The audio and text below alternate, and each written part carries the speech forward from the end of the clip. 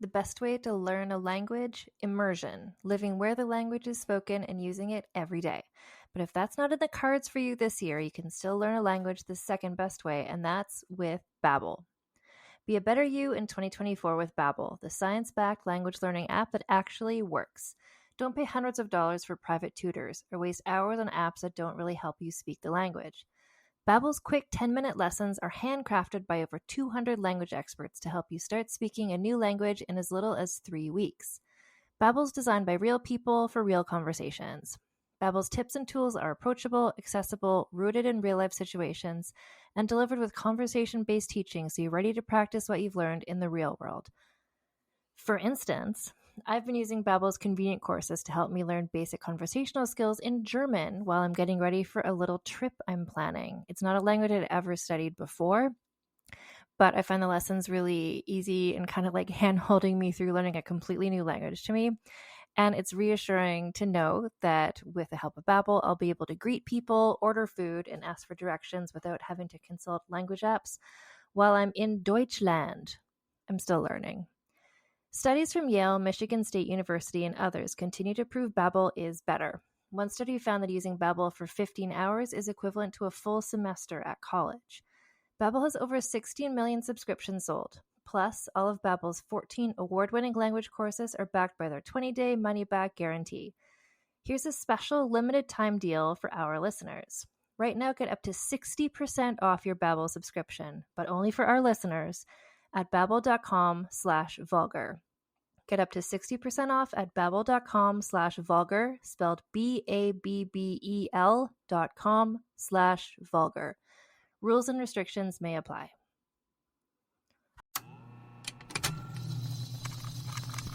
Contained herein are the heresies of Radolf Buntwine, erstwhile monk turned traveling medical investigator. Join me as I study the secrets of the divine plagues and uncover the blasphemous truth that ours is not a loving God, and we are not its favored children. The heresies of Radolf Buntwine, wherever podcasts are available.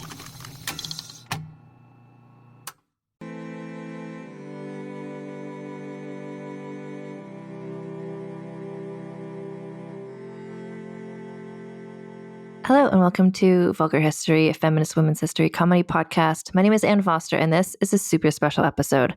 I just want to clarify, I explained last week, so we're in the midst of doing the Mary Queen of Scots season. There's something about Mary Queen of Scots. But the way it's going to work, just to make everything a bit more doable for me, is we're going to talk about a Mary Queen of Scots person, and then we're going to take the next week to have a super special episode where I have a guest talking about something that interests them or about a book that they've written, that sort of thing. And then next week, we're going to be doing the next person in Mary Queen of Scots. And that way, there can be episodes of Vulgar History every week, but also I have time to do all the research I need to do, and we're all having a good time. And when I was thinking of guests to invite to do these super specials, I was like, oh my God, I need to invite Gina. So this is my friend Gina Berry, and I don't even remember how or why we became friends, but we became friends on social media. And we talk about it a bit in this chat that you're going to hear. But basically, she is all about ancient Egypt in the same way that I am all about Mary Queen of Scots. Like, I knew this was her passion. I knew Nefertiti was especially, like, that's her person. That's her Empress Sisi, like Empress Sisi is to Lana Wood Johnson. This is her person. And so I was really excited when Gina agreed to come be on the podcast. And as you can probably see just by the time signature on this episode, like, we get to talking. Like, we discuss this fully. And I just want to also set the scene a little bit. So what we're looking at is ancient Egypt, like ancient. This is longest ago of anything that has ever been discussed on this podcast. Like Cleopatra, for instance, was around 69 BCE. Artemisia the First of Caria, who we talked about, she was like 400 BCE, but we're talking about like 1550 BCE, like 1,500 years before Cleopatra, 1,000 years before Artemisia of Caria. It's incredible how much information we have considering how long ago it is. Like, blows my mind how long ago this is and how we still have some things from them, some artwork and some writings and things. But anyway, this is her expertise. So I hope you enjoy this really in-depth conversation with myself and Gina Berry about Nefertiti. Okay, so I'm here joined by Gina Berry, who I'm excited to be talking to you. I feel so comfortable. Is that weird? Like, we've been friends on social media for years. We have, and we've never actually spoken. No. It's always just exchanging DMs or whatnot. Exactly. It's like one of the things we have in common is we both really like reimaginings of like what people might have really looked like. Yes. Based off of statues or paintings and things. We're always sending those back and forth. Yes. Because some of them, I'm like, that's not quite what I would have thought, but, interesting. It's interesting. It's interesting because one of the things is like the skin tone sometimes people go with can really vary when you're looking at it, especially ancient Egypt, right? Yes. Yes. Well, because they had so many different variations, because even though, so like, kind of like with ancient Rome, you had a lot of people coming from different areas that all converged on the city of Rome. That's why they had at one point, over 1 million citizens in the city walls. So, if you think about it, ancient Egypt, Thebes, they all had these vast civilizations, these vast amounts of people. And it wouldn't just be people that were born there. It would be people that migrated there from different areas, even different countries, but definitely different areas. So, even look at, I was born and raised in the upper Midwest. So I don't have a whole lot of color to my skin tone because there's not a whole lot of sun up there or a whole lot of heat. It's probably snowing there right now. Whereas, down south, you have a lot of sun, you have a lot of heat, and people are going to have darker skin tones. So, Upper Egypt, Lower Egypt, you're going to have different skin tones. So it just really depends on not necessarily specific regions, but just where did that person migrate from. And so I picture Thebes having every shade of brown possible walking around the streets, because you would literally have people from just everywhere. And then, if you were able to get away with it, you'd even have some Nubians in there, which would be even darker than everybody else. So, like I said, if you could get away with it, I'm not really sure if they would have been allowed to stay or not, because they would have stood out. But I like to think of it as every shade of brown possible would have been walking the streets in ancient Egypt. And to me, that is so, for me being a person of color, that to me, that would just be, that would be like heaven to me to see so much melanin walking around next to me. That would just be amazing. I would love to see that. Well, everybody can tell right now, like, you're very passionate about ancient Egypt. Like, this is why I really wanted to have you on the podcast and just to talk about this, because I know this is like, as much as Mary, Queen of Scots and like the Tudor era, like that was just, I've been learning about so much other stuff now, but that was really my entry point into history. Like, as a child, right. That's what I was interested in. So can you talk about your interest in ancient Egypt and where it came from? It didn't start out with ancient Egypt. It actually started out with Rome. And I think the reason that is because I've mentioned before, we can translate Latin because people today can still speak Latin. And the ancient Romans were meticulous record keepers. So there's not a whole lot of guesswork involved in that. There's a lot of information available. And it actually, whether you can say it's factual or not, because, obviously they're going to write what they want to write. Yeah. So, whoever was in charge was going to be made to look the best, obviously. But it started with ancient Rome because there was just so much information available. And I kind of backtracked a little bit to ancient Greece, because obviously the Romans took a lot from the Greeks. So I don't know as much about the Greeks because I haven't studied them quite as much. But my segue to Egypt was Rome. And what got me was when I got to the point of Cleopatra. And I was like, okay, we got this ancient Egyptian queen wreck and shop here, and then I really started studying Cleopatra. I'm like, wait, she's not even Egyptian. What the hell? Yeah. What's going on here? So I was like, well, I want to know about the real, quote unquote, the real Egyptians. And that's when I started going back further in time.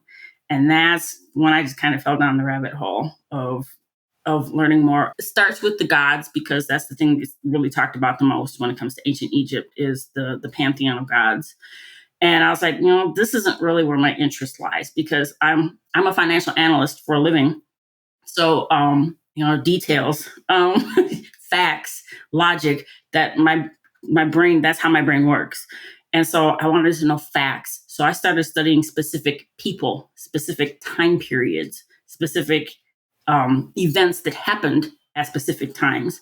And that's when I started coming across the women that were considered to be the most powerful in ancient Egypt, the ones that they stood the test of time. Their names were carried through, because how many women existed in history that we don't know their names, but they had a huge influence on what took place within those civilizations. But the women that were strong enough and badass enough where their names are still spoken to this day, those were the women I wanted to know about.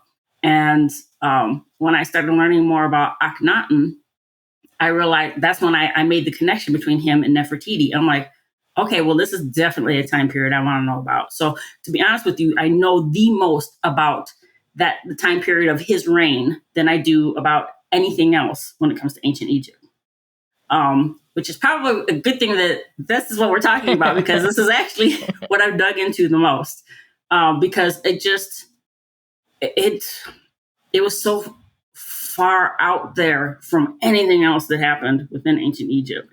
So, like I said, what got me into history was ancient Rome. What got me into ancient Egypt was Cleopatra. What got me in even deeper was Nefertiti. And here we are. I want to also just let everybody know, because I'm positive I said this when I did my Cleopatra episode a few years ago, but you were so helpful for me with the Cleopatra research, because I was like, ancient Egypt, I was just like, I don't know anything. I'm like, Gina, explain this to me. And that's where I was just like, wait, she was an Egyptian? Wait, she was Greek? Like, I was totally just learning this stuff for the first time. Yes. And that's the thing that, if you want to learn about an ancient civilization, you have to go back far enough before anyone invaded. Anyone came, and obviously ancient Egypt was ruled by people other than Egyptians. They were conquered a few times over the years. Mm-hmm. But for the most part, they were ruled by Egyptians. And, other than maybe, China or Japan, something like that, you can't really compare any other civilization like that, because, the Germans came and wiped out the Romans, so the Egyptians, when it came to ruling yourself, I think they ruled themselves the longest out of any other ancient civilization, as far as what I've come across. So that right there.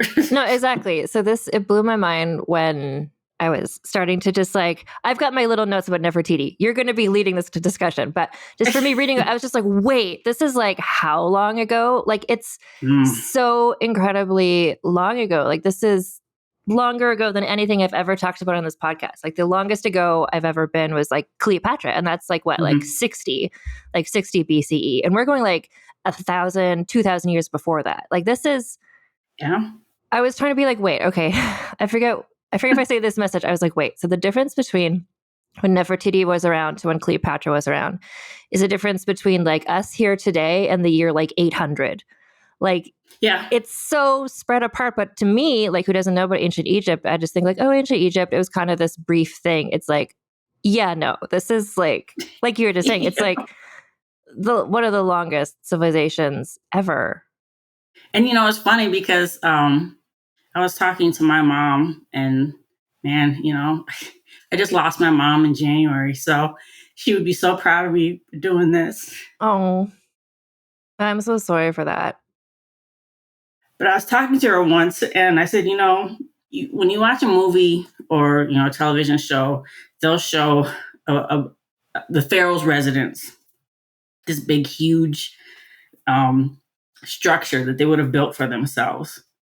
And they'll be standing on their balcony, and they'll look out the balcony, and they'll be looking at the Great Pyramid. And I'm like, Mom, if people really did their research, they would see that any pharaoh's residence was at least 400 miles away from any pyramid that they could have seen.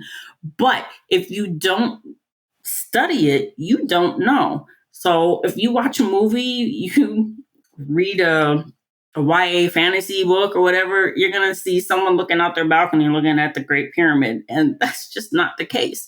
And that goes back to what you were saying about, the time distance between Nefertiti and Cleopatra. When you think of the great queens, you think, okay, Hatshepsut ruled, and then a couple of years later, oh, bam, then you got Nefertiti. And then, maybe 50 years later, bam, you got Cleopatra. But that's not the case. You've got thousands of years between each one of those women. Yeah. and that goes all the way back to the point that I made earlier, that the fact that those women's names have still carried over to this day. Cleopatra kind of expected, because she was part of the Roman writings. So you would expect to see her, but Nefertiti and Hatshepsut, you would not expect to see those names still existing. But I mean, you've got one of the greatest wonders of Egypt. When you go and you look at things, what do you see? You see the funerary temple of a queen, not a king. You see a queen. That image is something that people have seen a lot of. And then, that's just something from ancient Egypt. No, that was built because of a woman. Mm-hmm. Let's get that straight. That was built because of a woman. And I have to be in awe of these women. I do. That they weren't killed the moment they tried to assert any kind of authority, and that we're still talking about them today. I want to aspire to be those women when I grow up. Exactly. I know. Just like you described it, that's really, like, before I started really looking into Nefertiti, that was basically my understanding. I'm like, oh, ancient Egypt, it's like there was Hatshepsut, Nefertiti, Cleopatra. It was kind of this blip, but it was like to have, I think you said this too, like China and Japan. Like, I think the only other culture I've seen where it's like they were their own culture and not invaded for thousands and thousands of years, so their culture could really flourish. It was places like China. Like, it's because I read so much about European history, and it's always changing. Somebody's invading from Germany, somebody's invading from Italy, from France. Like, it's always changing. But Egypt, because they had this consistency, their culture was consistent. Like, it was just kind of like, here's what we do, and here's what our religion is, and here's so. And because they were able to do that, would you agree? Because the Nile just gave them, like, the fertile land, they're able to just really flourish because they didn't have to depend on anyone for very much. Yeah. For the vast majority of their existence. They really were very self-sustaining. And I think that is a key to any civilization lasting in any vast amount of time. Because, I mean, ancient Rome was very dependent on on everyone. Look what Antony and Cleopatra did to them, withholding the grain. So, if you have a self-sustaining society, you can continue on with your ways, with your culture, with your religion, with your beliefs for as long as you want, because you don't have anyone else coming in there trying to dictate to you what you can and cannot do. You are the dictator of all of that because you don't need them. I know. And that's such a different thing than, like, the history that I've studied so much of, European history, where they had to trade just because different crops and things. So yeah, so thank you for explaining that. Egypt was self-sustaining, and that's why they were able to just, like, stay the same way. I mean, they did trade with, because, I mean, look at when trade broke down with Punt. Hatshepsut had to come in and get that reestablished. And it's always been kind of funny to me that it took a woman to get that reestablished. Dudes couldn't get it done. All they wanted to do was argue and fight. She had to come in and be the voice of reason, and she got it reestablished. And I personally believe that's what started Egypt towards getting to the 18th dynasty, which is considered to be the golden age of ancient Egypt. By her opening up that pathway to be able to start trading again, that gave them that solid foundation to be able to start expanding the way that they did. Again, just personal opinion, but So you mentioned the dynasty. I want to say that too, because this is also, like, again, I host this podcast, but I'm just like, I learn things and then I talk about them. And today you're teaching me things. But when I was researching for this to prepare, it's always talking about the different dynasty, or like it would describe as like in year 5 of his reign. So like the way their calendar worked, it seems like every time a new pharaoh took over, they're like, okay, it's year 1 again. So even that Yep. makes it harder for me to keep track of like, wait, what year is this? Because to them, it was just kind of like, now it's this reign. Yeah, and I think the only way that we're able to really figure that out is someone that has a much better mind for math. It's funny because I'm in finance, but math is not my thing. Someone that's much better at math than me took the time to sit and figure out that time frame of, okay, so you're right, it would start over again with year one of reign up to whatever, and then it would start over again year one of reign to 20 to 5 to whatever. Someone sat down and actually mapped that out. My father is a former pastor, and so he does a lot of digging into the Bible. And so he wanted me to try to help him figure out around what the time frame was between when they said Adam and Eve came along up until I think it was Moses, and we were trying to map that out.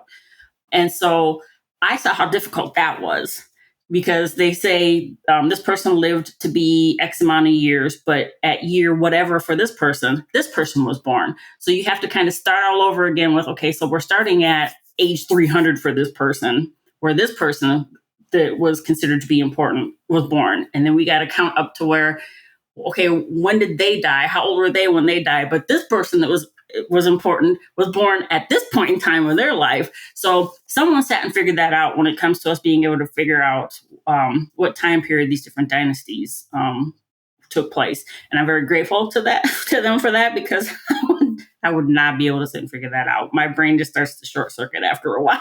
Actually, that reminds me. So the ancient, like papyrus, right? This is a lot of the records are on those sorts of scrolls.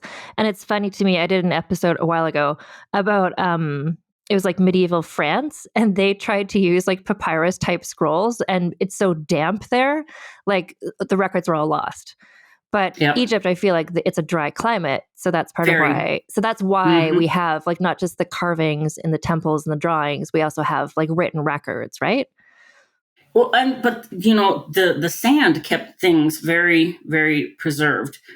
I mean, it took them years to dig out the Sphinx, because face it, there are certain regions of Africa as a whole, they're a desert, and so you've got years and years of the wind just whipping the sand around, and people had already moved away from wherever certain things were. So that's why they're constantly digging and finding things so well preserved, because they kept them dry. They kept them away from any sort of elements that would have been wreaking havoc on them.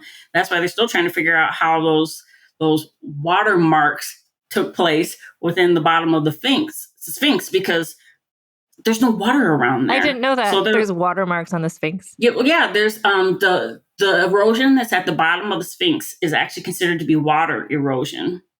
And so they've come up with their different theories of maybe the Nile rose extremely high a few years and eroded it away in that way, because it's not super, super far away from where the Nile would have been back then, because obviously, climate change, the Nile shrunk compared to what it used to be. Mm-hmm. So it would have, the banks of the Nile would have expanded out further than what they do current day. So the banks of the Nile could have been closer to the Sphinx, which could have caused the water erosion at the bottom of the Sphinx. I don't know. I'm not an archaeologist, so I don't know. Yeah.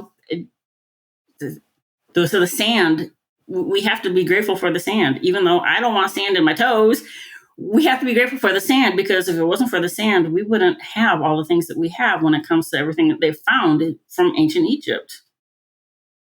That's just the way it is. And so because, like in France or anywhere in England, obviously because it's just kind of a damp area, that would not have held up as well, because it would have had way too many elements bombarding it all these years. Mm-hmm. It's just the way it is. It's great. It's a great combination of like the ancient Egyptians. They kept such good records. And they intentionally used techniques to make them last, but also sand. Yes. So it's just kind of lucky. The overall brilliance of that civilization is just mind-boggling if you really start to think about it. I mean, how? I mean, granted, they didn't have social media and television to distract them from anything, so they could just sit and devote their entire day to figuring out, right angles and whatnot. But honestly, how? Well, and that's the thing. When it's so incredibly long ago, I'm just opening my notes because I want to remind myself. But like, yeah. So what I have here is like what we think of as ancient Egypt started to sort of like really found itself around like 3100 BCE. I've read further back. I'm sure it is. Yeah.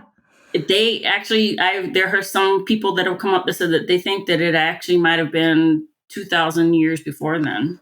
Which is, I can't even comprehend. And the fact that they were living, I mean, obviously like differently from us now, but not that different, you know, like human society. Like, and like you said, like they're figuring out right angles and like astronomy and like. I mean, the way everything is lined up to the stars, that in and of itself, I mean, without technology today, would we be able to do that? Probably not. They did it just by eyeballing it. I mean, how? It's just everything about them is just phenomenal. It just is. I mean, they might have had some traditions that we might in today's age think were kind of backwards, but it worked for them. Yeah. You know, that was their understanding of life at that point in time. And like for people in whatever 5,000 BCE, it's like, yeah, of course there's going to be some cultural differences. Like exactly. Well, you've got time period change differences plus just culture differences. I mean, even to this day, you've got, you know, different cultures that do things differently. You know, they do different. I mean, people in Canada do things different from what we do in America. You know, you've got these differences that exist today. So why wouldn't they be existing back then? And in our minds, be a little bit more aggressive in the differences. So you can't knock people that you don't know. And you know, that's kind of my theory in life in general is you can't hold something against someone that you don't fully understand, you know? Can we talk about, like we're going to dive into, so we're talking about Nefertiti today, but like you said to me, and from everything I've read as well, like we have to, I think, start with her husband and what you do. He was you absolutely up to. Do. And if you really dig into him, you have to kind of look at, and I kind of, this is my perfect example for why he possibly was the way he was. In today's age, who are the two royals? Just look at it as just royal that they compare the most. It's Prince Harry and Prince William. Now, one thing that they have always talked about is Prince William was always the heir apparent. So he was raised differently. He had to follow a different standard than what Harry did, because Harry was always the spare. From the day he was born, he was always the spare.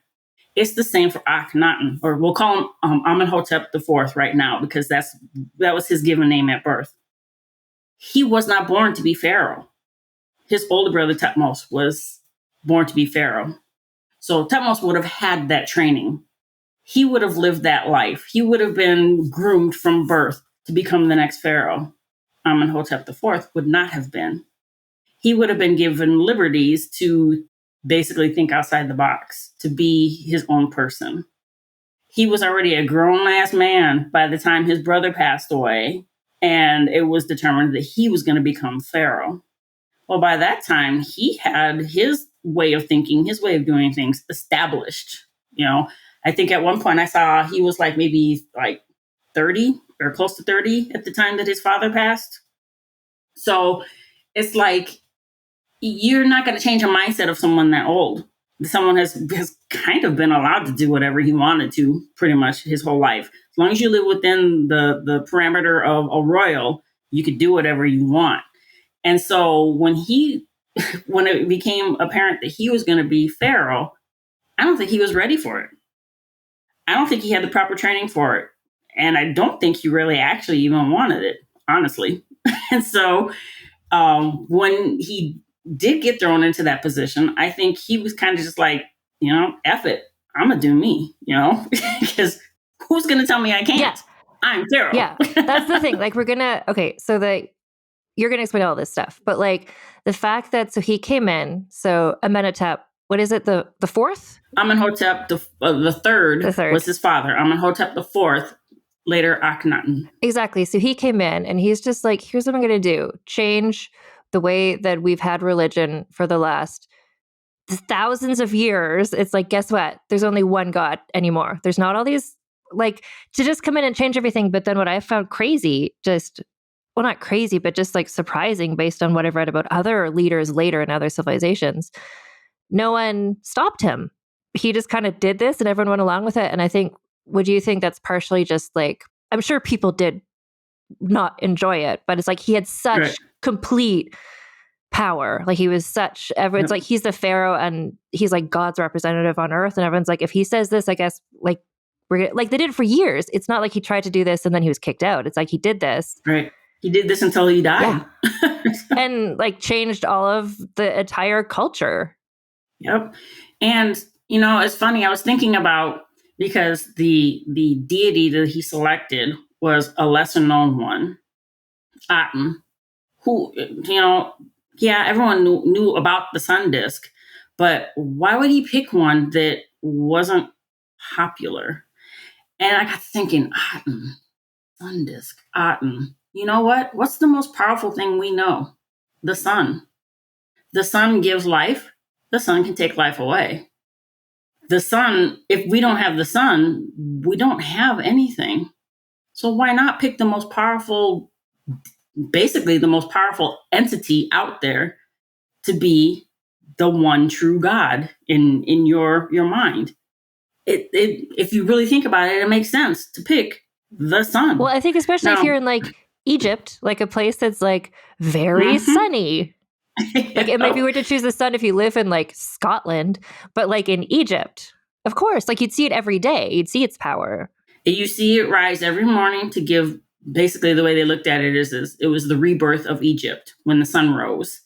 And it was considered to be the death, the sleep of life when it would set.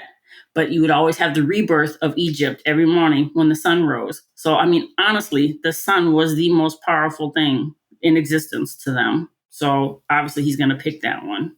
I mean, I would. Well, no, exactly. So he becomes pharaoh, like after his father dies. I want to talk just about him and kind of the religion and stuff before we talk about Nefertiti, just to really set the scene. So can you explain kind of, he came in, he became pharaoh, and then he just describe how he changed the religion. So I have obviously read a lot, and I know I cannot remember the exact book I read it in, but I know I read that Amenhotep III actually had been, from what they were able to translate, he wasn't really happy with the amount of power that the priests of Amun had amassed. He felt they were becoming a little too big for their britches. And if you think about how the priests worked, is, you know, in today's society, we say that each individual person can pray to God for whatever it is that they want to ask for. Back then, it wasn't like that. You had to go through the priests to pray to the gods. You couldn't pray directly to the gods and expect to get anything in return. It had to go through the priests because it was considered that they had the direct line to the gods to really truly get you what you wanted. But in order for them to do those prayers for you, you had to pay them.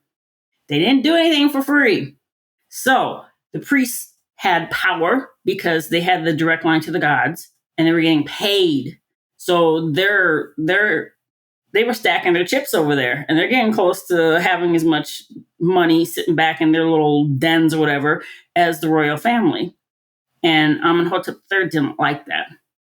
And so, but he didn't do anything to necessarily knock them off their pedestal. He let them, because it was tradition. He had to let them do what they were going to do because that's just the way it was. But he did build a temple to Aten. He built a great barge dedicated to Aten.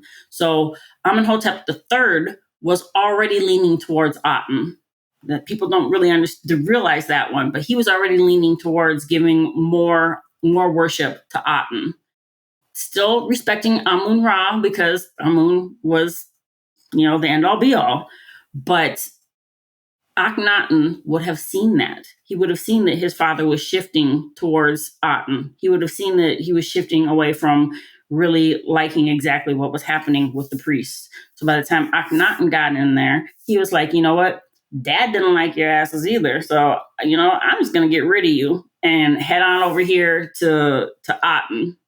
He didn't start out right away with considering himself to be a god, but once you start making shifts like that to where you're going to change the entirety of how the religious system works within your country, it's not going to take long for you to start calling yourself a god too. I mean, that's just the next logical step. Mm-hmm. So I think that it started with Amenhotep IV watching his father kind of start to detach himself from the priests and from that line of religion.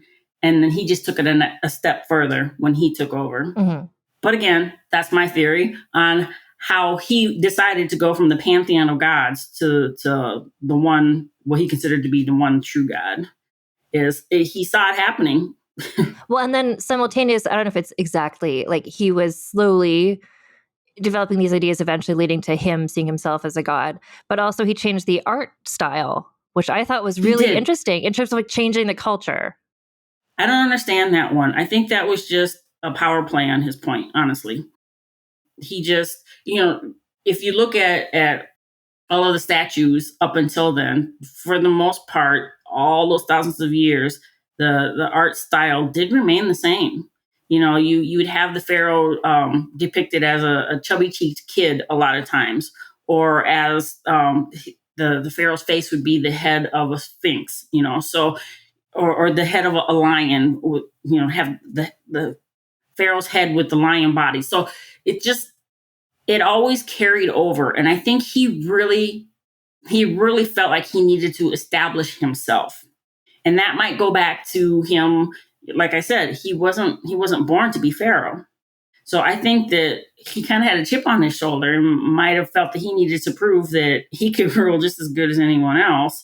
And these are my ideas of what I want to happen. So this is what's going to happen because, again, he's pharaoh. Who's going to stop him? Mm-hmm. So, I think that's why the art style changed, because he could, and that was his idea of what he thought art was. I don't really have any good theory on why you would completely change how everything was done, especially to the point that he did, because that it's so different. Can you explain what it looks like the art during his, like, instead of being, when I think when other people who don't know lots about this would think about ancient Egypt, you picture those sort of like the two-dimensional, like very angular sorts of drawings. And he brought in this very like curvaceous, more of a 3D kind of. More of a 3D, I wouldn't say not realistic, but more realistic than it was. It was, absolutely. It was definitely more, I think it reflected an actual person a bit more than, you had the triangle bottoms to most of the drawings that you would see. You would see legs coming out, feet both pointing the same direction, and they would have basically like this, it looked like a triangle skirt that they would be wearing. And then it was mostly men that they depicted, so they would be, bare chested. That's what you saw constantly in most of the carvings. Whereas he had it where it looked more like an actual body. It wasn't obviously anatomically correct. It was a bit more elongated, like you had mentioned, but it was still closer to what an actual body looked like. Besides, beyond that triangle skirt and the legs coming out with the feet going the same direction. The only difference between if you were royal or if you weren't is if you had a 1 foot that was positioned a bit ahead of the other. That showed that you were royal. If your feet weren't completely side by side, if one was ahead of the other, then you were important. You were royal. If they were side by side, you were just a person. So that's another thing people don't always necessarily realize too. So start looking at their feet, and then you'll know if that person was important or not. But I think that he wanted to show what he felt he really looked like, and they weren't triangles. They weren't these square bodies. You have curves. And men have curves too. Men don't want to admit it, but men have curves too. And he wasn't afraid to show it. Yeah, people were like, it looked really feminine how he had himself depicted because he had the pooch stomach. He didn't have the 6-pack abs that everyone always says that you have to have. He might not have had the big stomach. He might not have had the long torso. He definitely didn't have the elongated head that was always shown, because when they found his tomb, his head wasn't shaped like that. So it was just something he decided. But maybe he did that because he wanted to prove that he had a bigger brain than everyone else, and he just needed space for it to fit into. I don't know. Yeah. But I think that he really wanted to show. I think he wanted to show a more anatomically correct body, but he didn't understand exactly how to do that. But because that's how it came out of what we see, that was his idea of what was anatomically correct. But I think he was really just wanted to assert his authority, that he just wanted to say, I can do this because I can. And this is how I want the art style to be. And this is how it's going to be because I like to be represented in this way. I find that so interesting because we live now for sure in a culture where every month it's this is how the jeans are going to be looking now. It's now we're doing a boot cut. Now we're doing a you're always changing the aesthetics of what, now we like a big eyebrow. Now we're a plucked eyebrow. We're always changing what looks good and what doesn't look good.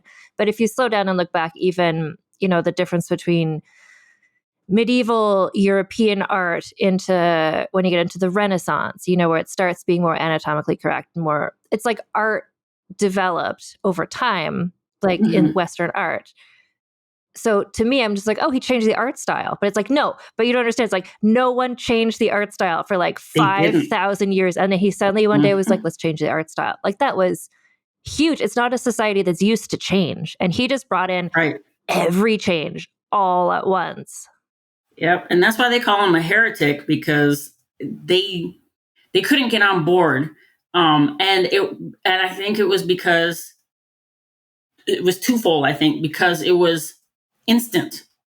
It wasn't spread out over years. It's not let's make the art to be a bit rounder in the art. He's no, yes. It's going from triangles to curves.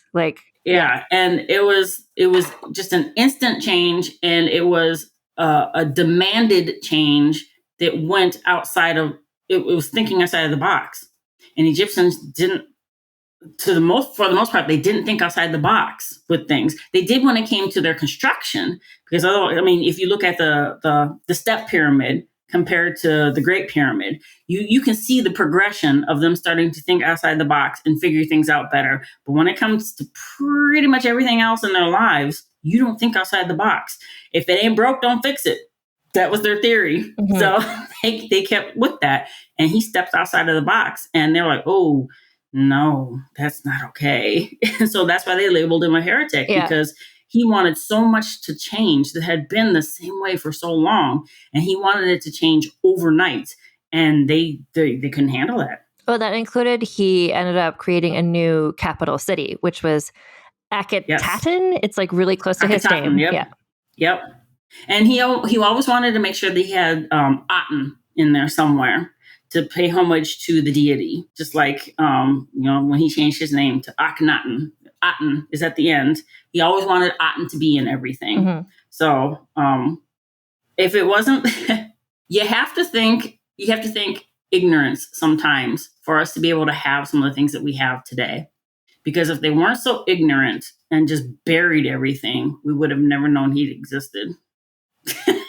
That's the thing. Okay, so I promise we're going to talk about Nefertiti eventually, but you got to lead up to it, because if you don't, it doesn't make any sense. You need to set the scene. So what Akhenaten was the capital city that he created, and it was in a new place where there didn't used to be a city. He had the city created really weirdly quickly. I read that they found the bones of people with lots of workplace injuries, because he worked them like children. Everybody's so hard to just build this city. But then after his reign had ended, people were they just boxed up they just left that city. They abandoned it because they're let's pretend this was in the never middle of the desert. happened. Yeah.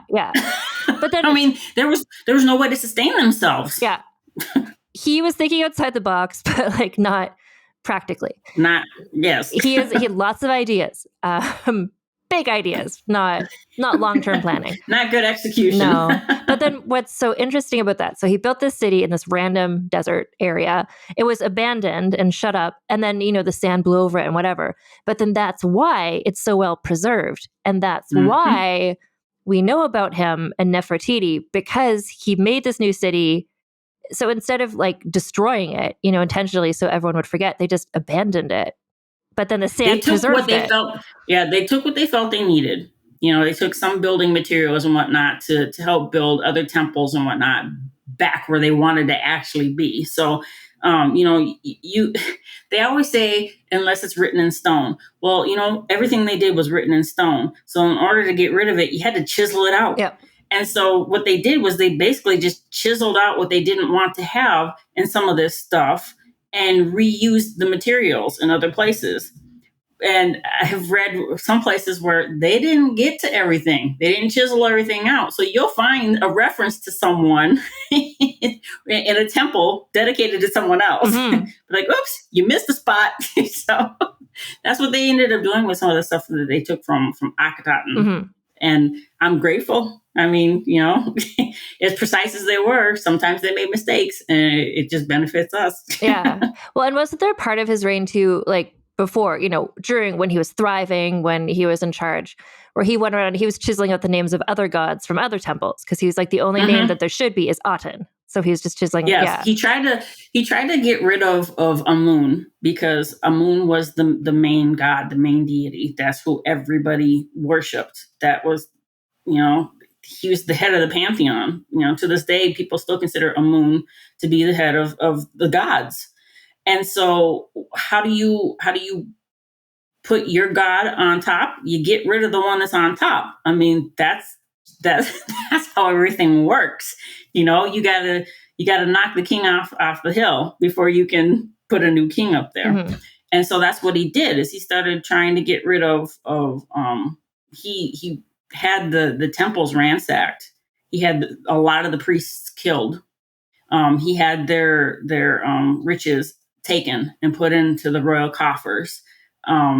Obviously, he didn't get rid of all of them, because there were people that were still worshiping Amun in secret. You couldn't do it out in public because you would have been killed for that.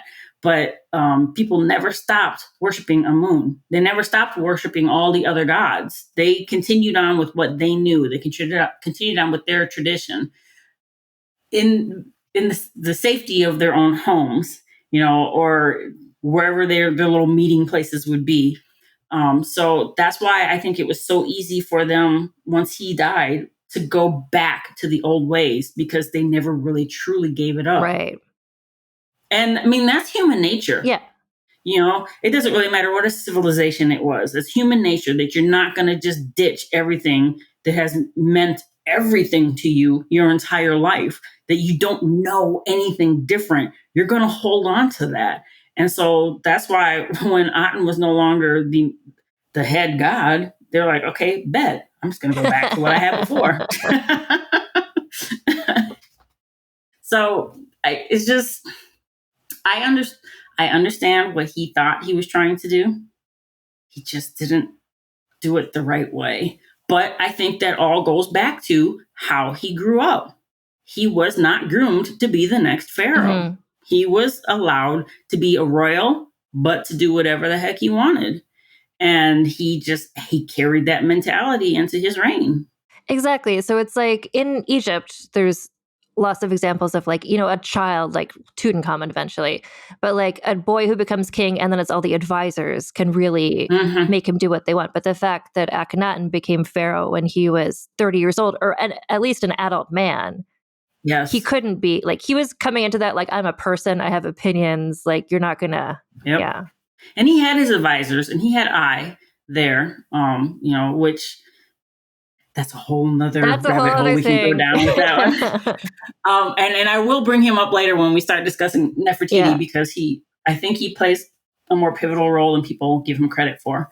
But You're right. He walked into it as a grown man with his own beliefs, with his own ways of wanting to do things, with his own ways of what he had been allowed to do his whole life. And he didn't have to be directed. Like you said, you always have regents in every culture. You have regents because the reigning monarch would pass, and you've got an 8-year-old that is now the person that's in charge. Well, what's an 8-year-old going to do? I want candy all day. That's what an 8-year-old is going to do. Not a 25, 30-year-old man. He's going to walk in and be like, all right, look, this is what's up. We about to do this. You don't like it? You ain't got to be here. Yeah. So, that's what made it so easy for him to do what he had to do, because he was a grown man. Yeah. And you can't tell a grown man you don't understand. He's a grown man. And he was coming to a system too where he came in this really different way from anyone before him. But it was a system that was designed to let the pharaoh do what he wanted. It's just previously the pharaoh hadn't been this outside the box. So he came into a thing where inherently, it was, I don't know what the word is, authoritarian. The pharaoh just had complete control, and what he said goes. So he just came in. Well, it was the same with King Henry VIII. Yeah. He had his advisor, he had his privy council, he had all that stuff. But what the king wanted, the king got. He changed the whole religious system in England. He created the Church of England. So, it wasn't necessarily, even though ancient Egypt existed so long ago, it still wasn't a new concept to have the person that in charge to be in charge. That's just the way it was set up from the beginning. Yeah. So there's really no, even if everybody around him was like, we don't want to do any of this, no one could stop him. That's how it was designed. Off with his head if they didn't do it. I'm glad you mentioned that, because I was reading about him destroying the temples and stuff, and I'm like, this is just like Henry VIII, like what he did to the monasteries. It's a similar thing of just changing the religion and how. Well, and that's where I thought it was so interesting, the differences, because in the Henry VIII story, there was lots of stories of rebellions and people who were like, no, we're not going to change our religion, and and then he had those people killed. Versus in ancient Egypt, at least we don't have records of much resistance. He just came in and this happened. And the thing is that it doesn't necessarily mean that there wasn't resistance. It didn't get recorded. Exactly. And why would it? Why would it?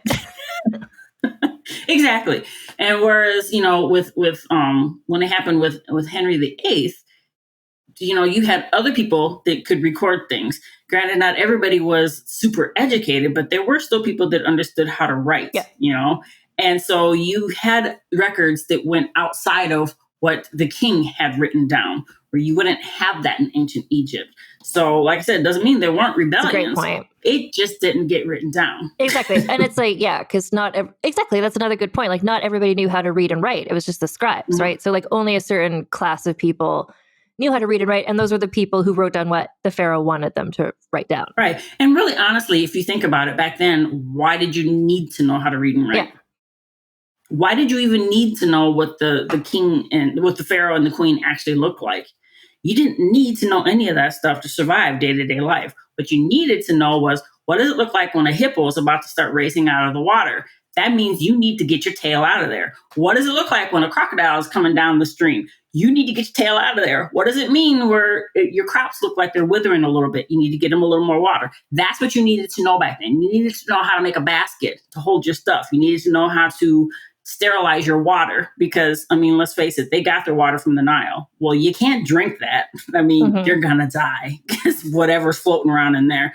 You needed to know practical things to survive life. You didn't need to know anything else beyond that. So, I think that there were probably a lot of different settlements that didn't even know that they weren't still worshiping the pantheon of gods. Yeah. It was life as usual for them because word hadn't got to them yet. So that's why I think, a contributing factor to why it wouldn't be so difficult to get Egypt back on board with worshiping the pantheon, because there were probably thousands of people didn't even know they weren't supposed to. I love that. I love that idea. And I completely agree with you. Yeah, there's a bunch of people who are like, oh, okay, so we don't have to change anything because we never changed? Right. So we'll just... Exactly. Okay. And see, this is where I start going in rabbit holes of things, of thinking about things that really probably aren't even important, but it was probably something that actually happened. And I think that's so important. And that's part of why I'm so excited to talk to you about all this stuff, because the, historical documentation, like what this podcast is we're just like, you've got theories and I'm here and I love the theories. But when people are writing a historical thing, they're like, well, we found this and it said this. So it wasn't written down that this happened. Or, when they saw the carvings of what Akhenaten looked like, they're like, well, I guess he had this like really long head and this really distended belly. And then I found it was interesting when they found his remains, right? They found his mummy. Mm-hmm. And they were like, oh, wait, this is just like a typical human form. Yep. And KV 55, that's his tomb number, KV 55. When they found it, I think that they were probably taken aback when they saw that he really was just a normal person, because all the archaeologists had led you to believe that you were supposed to be seeing some alien looking ass dude.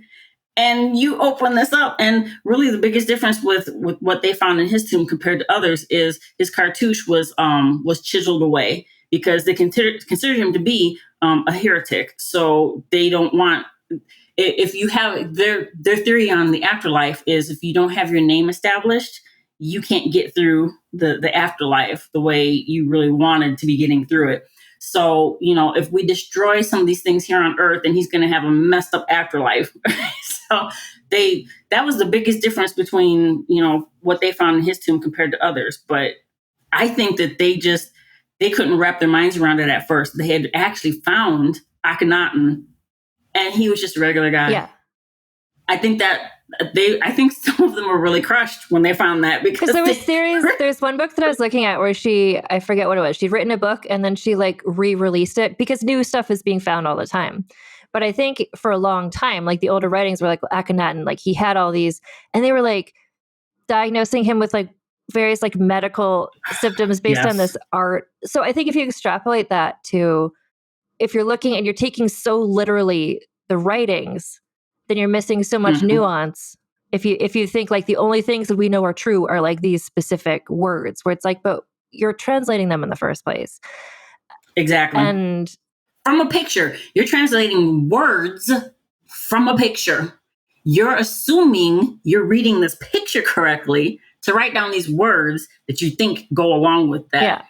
I'm sorry, there's going to be some mistranslation in there. No, obviously. Yeah. So I think this nuance and this sort of conversation, I think, is so valuable, because otherwise all you have is like the document I have that I sent you, that's just like a list of like birth dates and death dates. It's like, this happened, this happened, this happened. And it's like, yeah, but why? Yeah. And one of my most favorite authors is Aidan Dodson, and he has really studied the 18th dynasty a lot. And he has published and re-released because he keeps finding new information. Mm-hmm. And I just keep buying his books, because I'm like, okay, you said blah, blah, blah in this book.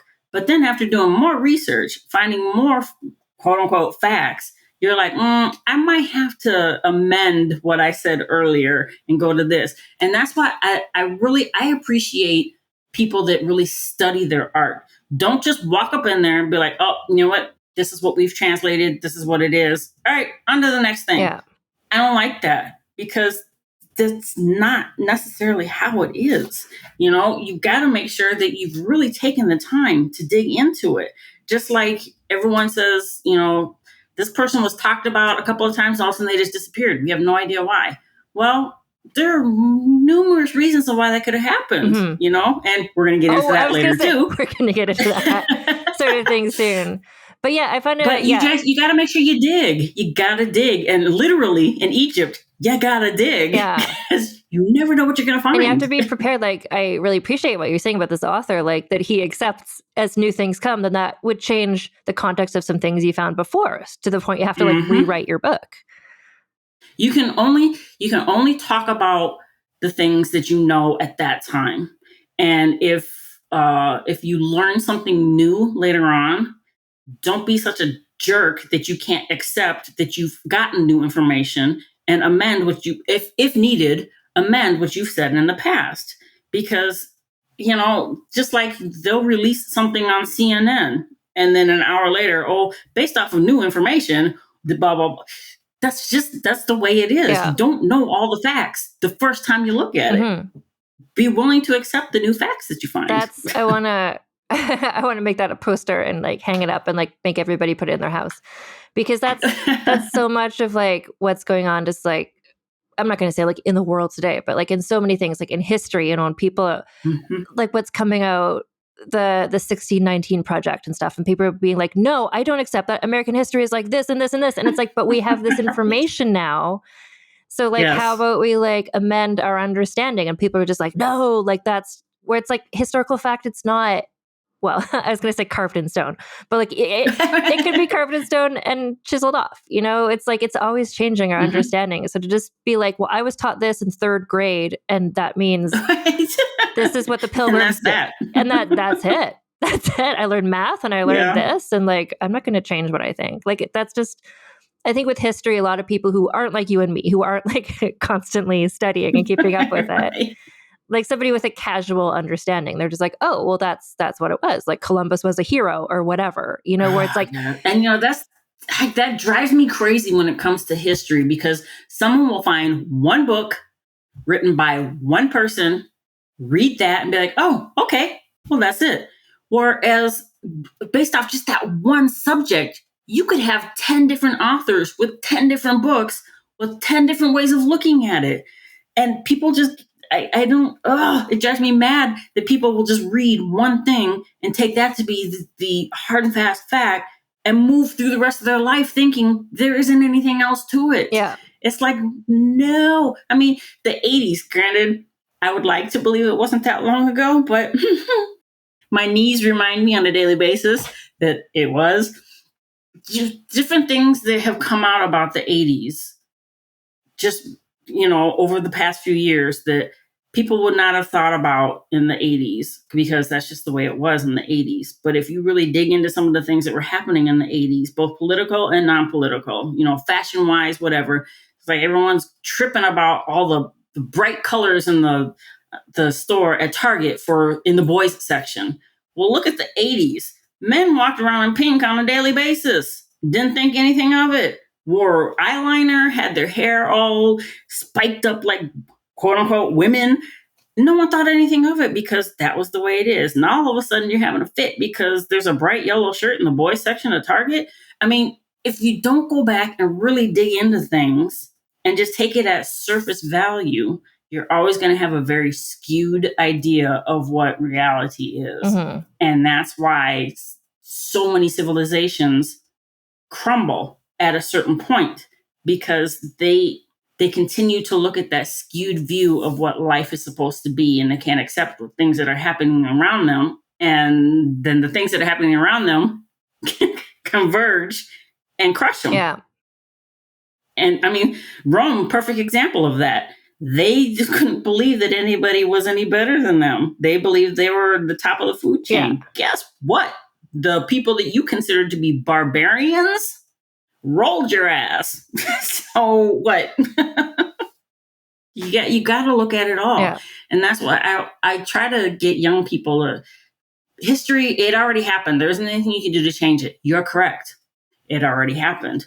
But we need to learn from history, and not just the bits and pieces that people try to take from it and tell you this is what the overall history is.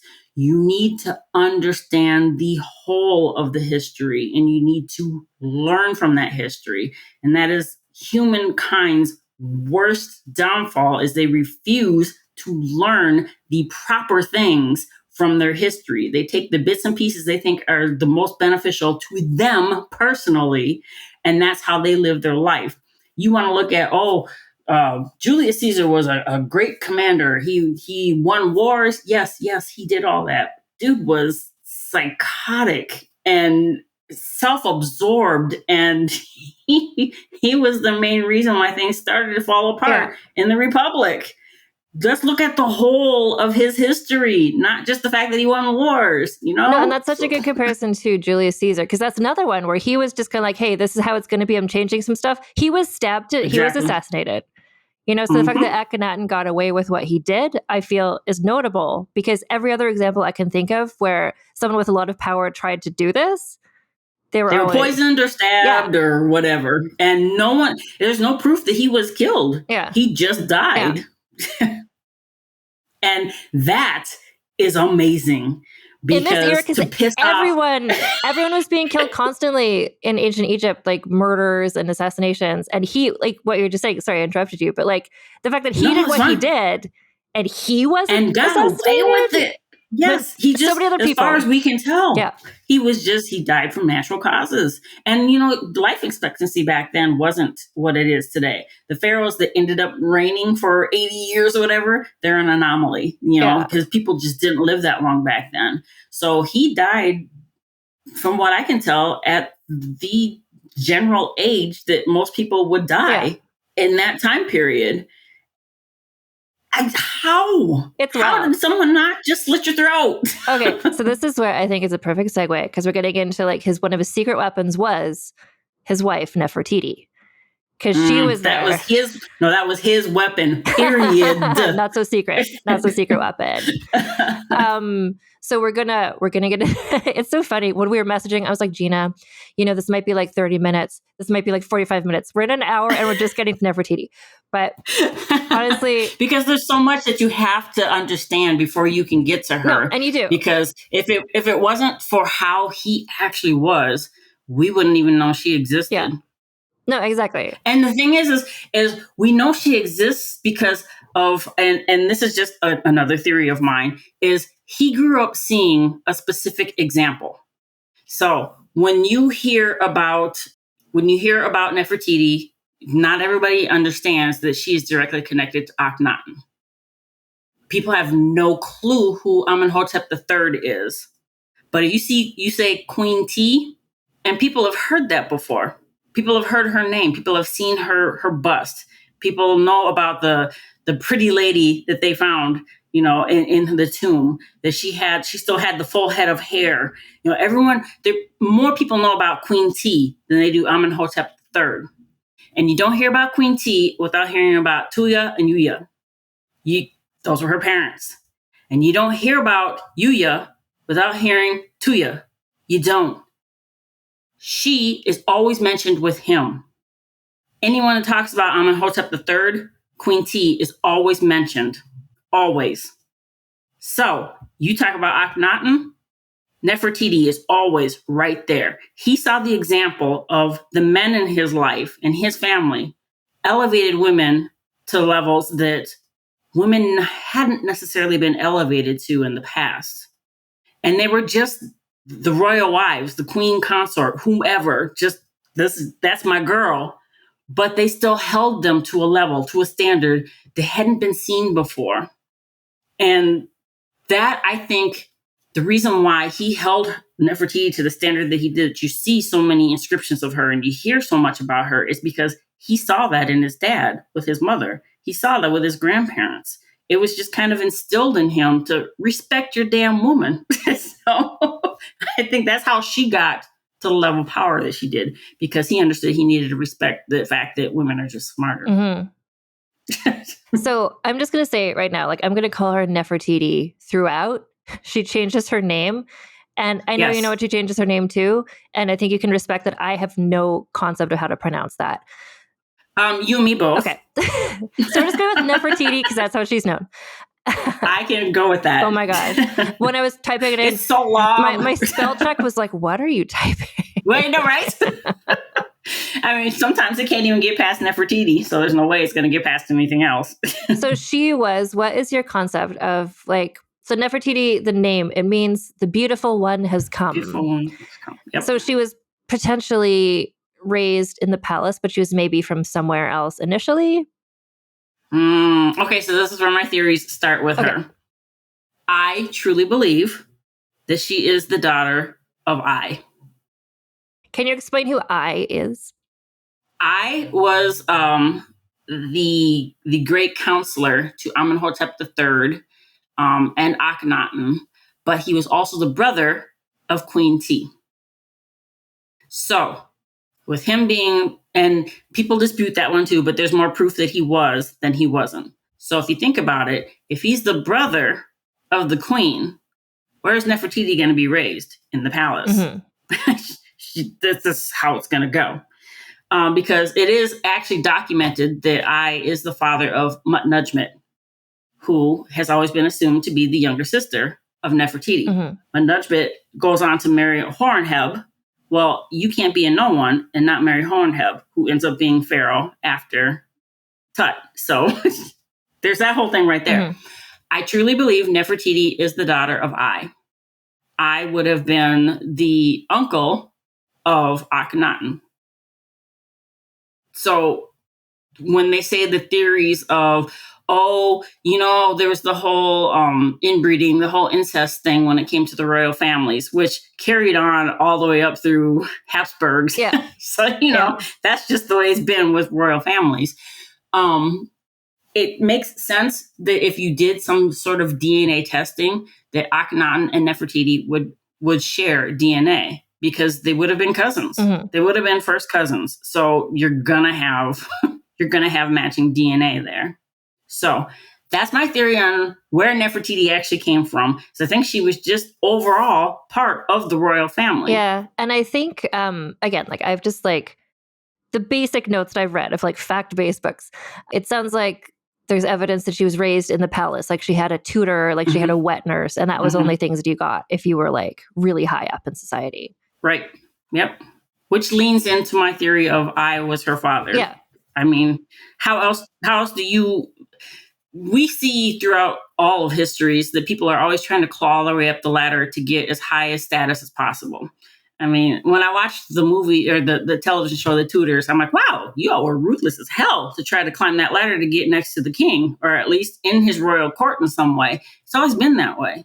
So, but if you're a no one, how do you quote unquote claw your way up to being raised in the palace, to marrying the pharaoh, because he wasn't married when he became pharaoh. Yeah. So how do you do that other than the fact that you've just always been there because that's where you belonged? And I think it's interesting too that if given that we know that she was tutored, and especially if she was the daughter of Ai, like he would have probably mentored her in some way. So she entered this relationship, marrying him, becoming the wife of the pharaoh as an educated woman. So she would have known. She wasn't just, there's been other examples I've read about, where like a wife was brought in and maybe she didn't really know, she wasn't up to date with current events or whatever. But like Nefertiti came in. She slept with the harem, because that's where he put her, and she was just his breeder. That was for the most part, that's what the queen did. Yeah. Yeah. But she came in and she like knew things. Like she grew up. She grew up in the royal court. Like she would have been trained. She would have been educated. So she kind of knew what was going on, which I think is important to know for what she ends up doing later on. But then, so as like, and again, like what we know comes a lot from the artwork of the time, and the artwork of the time shows them being very affectionate towards each other, which was unusual, right? Very, very. PDA wasn't really a thing in royalty, still isn't. which is why some people have problems with certain sections of the royalty. You don't do PDA, and you definitely don't carve it into stone. You know, so that was another thing that kind of had people side eyeing him, because it's like, dude, you got your chick all up. Standing next to you and kissing on you, and you're throwing your daughters up in the air, having fun with them. What?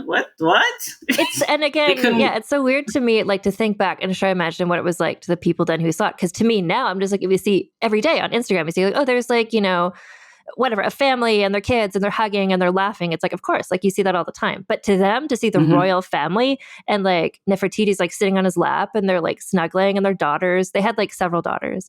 They're six daughters, all girls, right? No sons. Yes. Well, there's a theory on that one too. But we'll get to it. There. But yeah, so like the scenes, like they have this like distinctive art style, these long heads, and it's showing these like happy family scenes. Yeah. It is. And I honestly think that is really the relationship they had. Honestly, I don't think that he had no one to try to prove anything to. He had no one to impress. So why would he have that stuff carved if it wasn't? And that wasn't impressing people. That was just freaking people out. Right. Yeah. So why have it carved if it wasn't reality, So I do believe, we'll get into other things later, but I do believe they really did have that affectionate relationship. And because, dare I say, they actually loved each other, that allowed her to do some of the other things that she did later on because he trusted her. He respected her. He loved her. Why not give her what she wants? And now we're just going to take a break for a word from our sponsors. As a podcast network, our first priority has always been audio and the stories we're able to share with you. But at Realm, we also sell some pretty cool merch, and organizing that was made both possible and easy with Shopify. When you think about successful businesses like Aloe or Allbirds or Skims, an often overlooked secret is the business behind the business that makes selling and, for shoppers, buying simple. For millions of businesses, that business is Shopify. That's because nobody does selling better than Shopify. It's the home of the #1 checkout on the planet. And the not-so-secret secret that's definitely worth talking about is that Shop Pay boosts conversions up to 50%. That's more happy customers and way more sales going. If you're hoping to grow your business, your commerce platform better be ready to sell wherever your customers are scrolling or strolling, on the web, in your store, in their feed, and everywhere in between. Businesses that sell more, sell on Shopify. Upgrade your business and get the same checkout we use with Shopify. Sign up for your $1 per month trial period at shopify.com/realm, all lowercase. Go to shopify.com/realm to upgrade your selling today. Shopify.com/realm.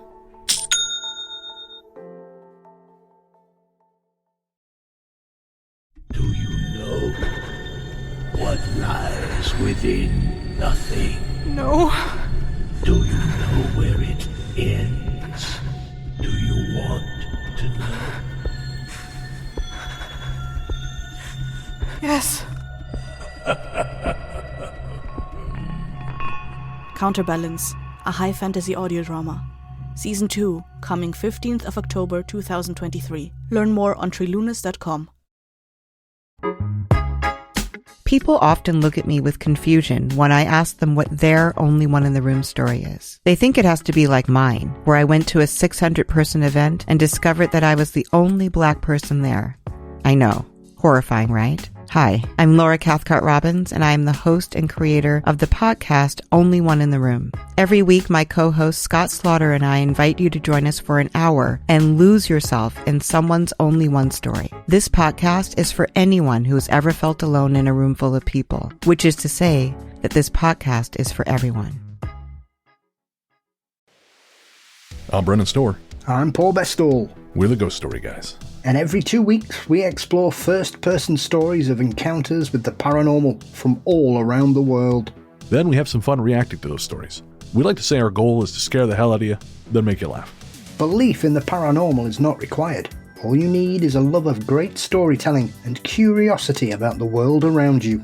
Come find the Ghost Story Guys on Apple Podcasts, Spotify, and everywhere else fine podcasts live, or at ghoststoryguys.com. And we're back. Yeah, if he respects her, he understands that if he gives her more power, he knows what she's going to do with it. It's not just ceremonial. And it's she's going to help him. And that's the thing. And I think that, throughout time, and people can dispute this all they want to, every man in power had a woman in his ear.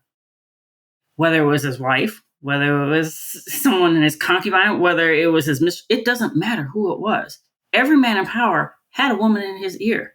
And I promise you, 90% of the things that happened in history, wars, treaties, whatever, was because of something she whispered in his ear that he took credit for, or he took the blame for, depending on what the outcome was. Yeah. But every man in power had a woman right there next to him, just as powerful as him. She just didn't get the recognition for it. Nefertiti got the recognition for it. Yeah. Can we talk about, so in after the 12th year of his reign, in the artwork, a new co-king started to be shown in the artwork with him, and that was Nefertiti, right? Mm-hmm. Yep, I believe so. Yes, because I think that, and this is just kind of how I see it, because people don't typically just die. Usually, and back then it probably was just an ongoing chronic illness that eventually took him out. And I think that at the point that you started seeing this co-regent, this co-king, is when he realized that his health was really truly fading. And he wanted to start giving her the power because he knew she would continue on with what he wanted for Egypt. And so he started giving her more power and depicting her basically as a male, because you can't really necessarily depict. I mean, later on, I'm getting ahead of myself. He started giving her more power and showing her more powerful because he knew she had his best interests in mind. She had his back. She was ride or die, Yeah. What my man wants, that's what's going to happen. And so I think he started trying to depict her as more powerful to try to get others to respect her the way he respected her.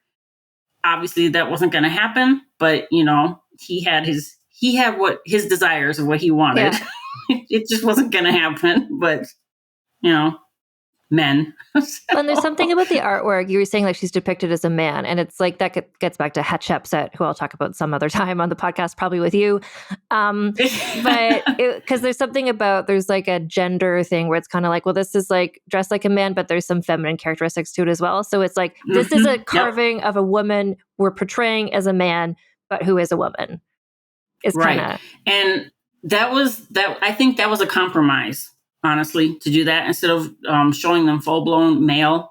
I think they were like, okay, you're in charge, so we're going to somewhat give you what you want, but you're still a woman. So we're going to throw in these little slight hints here and there that you're still a woman. Mm-hmm. You're in charge. Yay! Bow down, but you're still a woman. And we're not going to fully get past that. So this is the best you're going to get from me when in my carvings. So I really think that some of those that were showing vastly male, still hinting at female, I think that was a compromise, honestly. So there was one theory I read that maybe like, I think it tracks. So like if he was ill or like becoming ill, he needed somebody to step in. And so she would be the person who maybe would be doing the day-to-day administrative tasks sort of stuff. Right. Because at that time, Tut would have been even younger. Because I believe he came into power when he was 10, as it was. So, you can't, if you're a child, you can't rule anything. You got to have someone that is going to continue on with what you want. And that was her. And so, I don't think that he felt he had any other options, or I don't think he really even wanted any other options. I think he really wanted her to rule. And I think that he was thinking that she could, based off of what had taken place in the past with some of the women taking over, as regents for the younger boys. I think that he really truly believed that since he had changed so many things already, that he could just outright change how things were done and just put her in complete rule, regent or not. She's just pharaoh. That's just how it's going to be. And delusional, obviously, because, a society that has always been run by men for thousands of years, it's not going to change like that, especially when they didn't even like how you were doing things. So. Yeah, exactly. If you die and you're like, okay, my heir is going to be this woman, it's like, first of all, they're not cool with women rulers. And second of all, like everyone wants to undo everything he did.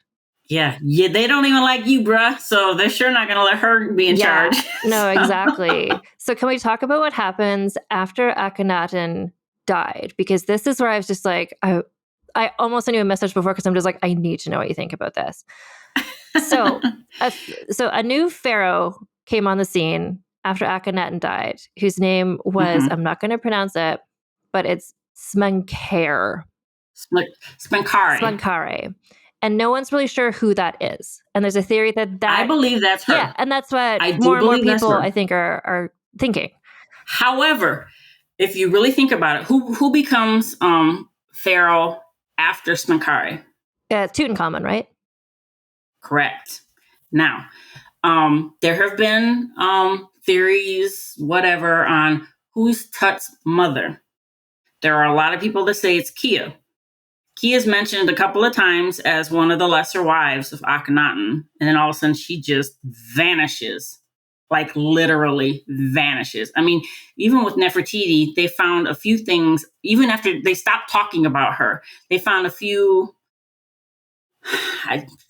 things here and there where people were still talking about her years after she stopped being depicted in anything else. Mm-hmm. So I think, we'll get into that. I think Kia was actually just wiped out.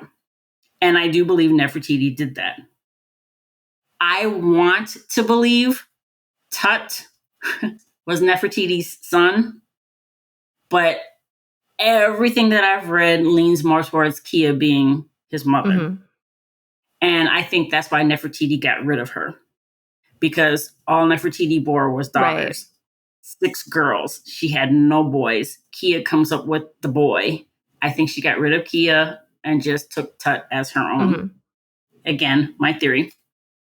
But I think she realized once she took over after Akhenaten died that it wasn't sustainable. So I believe she took over, and at that point, she started trying to shift things back over to worshiping Amun. Well, because that's when the city was abandoned, right? The Akhenaten? Correct. Yes. And I think she started trying to shift things back to quote unquote normal. So when Tut took over, that he wouldn't have as many obstacles in front of him to be a true ruler. If she could undo as many things that his father did as she could before I think she self-exiled personally. That's just always been my theory, that she self-exiled. I think that she tried to fix as much as she could, mm-hmm. and then said, okay, it's up to you now, little man. I'm out. I did everything I could for you. Be good. Well, because Smenkhare, it's very mysterious. And it's also mysterious because, the Egyptians kept these really long lists of like every name of every pharaoh and all the dynasties. And a lot of those just don't mention Akhenaten because they're like, we just pretend like that didn't happen. Right. So Smenkhare would be part of that as well. So it's just like, who was this like short-lived pharaoh after between Akhenaten? I think it was her. And I think it was just her trying to right some things that I wouldn't necessarily say she felt that they were wrong, because I think she was the reason why most of it happened. But I think she was just trying to, and that kind of just goes to any good parent would try to leave things as good as they could for their child, mm-hmm. right? And I think she was really just trying to get things back in an order, to get things set up as good as she could for Tut, so he'd have a good start at his reign. Well, part of the thing too, I didn't mention this before, but all the stuff that Akhenaten was doing, like Egypt was doing amazing when he took over as pharaoh, like financially, like the crops were good, like everything was good. And then he just started like, he almost bankrupted. He bankrupted them because he was just like, I'm just going to build a new city in like just a couple years in the middle of nowhere. Like, so Tutankhamun was inheriting a kingdom that was not doing great because Akhenaten. Yeah, the coffers were definitely depleted by the time he took over. Yeah. And so I think that was the point of the whole Smenkhare time period. I think that she was just trying to get things reestablished for him so he could somehow start to rebuild the grandeur and the wealth and the status of ancient Egypt. And like I said, any good parent would try to set their kid up to be the most successful.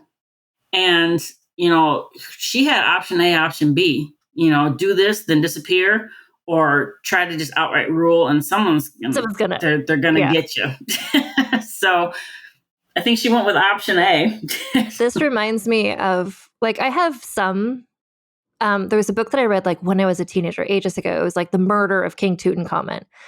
And that was one of the books that got me really excited about history because it was written in this really exciting, accessible way. It wasn't like a textbook sort of thing. So, and that talks about and so, like, getting back to this man who is potentially Nefertiti's father and what his role was because he's still on the scene when Tutankhamun takes over. Yeah, he was the counselor for Amenhotep III. He was the counselor for Akhenaten. He was the counselor for King Tut. And then when Tut died, he became pharaoh. Because, I mean, honestly, who else was there? Because Tut didn't have any heirs, and you're not going to put a woman in charge. So the most logical person to put in charge was the person that was directly related to the royal family. And that was I. And he ruled for 4 years until he died. I personally believe Hornheb had him killed, but, that's my theory. But if you think about it, I don't think Tut was killed. Because, like I had said earlier, I believe that Akhenaten and Nefertiti were actually blood related, which you have incest, which you have, everyone knows, with the genetics of that, you're going to have medical issues, which I think is why some of their daughters died so young, because they had medical issues that just at that time could not be overcome. And I truly believe that with the proven injuries that Tut had, with the leg injury and all that kind of stuff, I think it all caught up to him, and that's what killed him, honestly. But then once you have I take over, you stop with the whole inbreeding. That's where it stops. Because then Hornheb takes over. He's married to Mutnutjamet, who he's not related to. So you no longer have that inbreeding of the royal family. So you don't have those health problems. Right. So I think that's why after Tut, then you have, Seti and Ramses and all of them.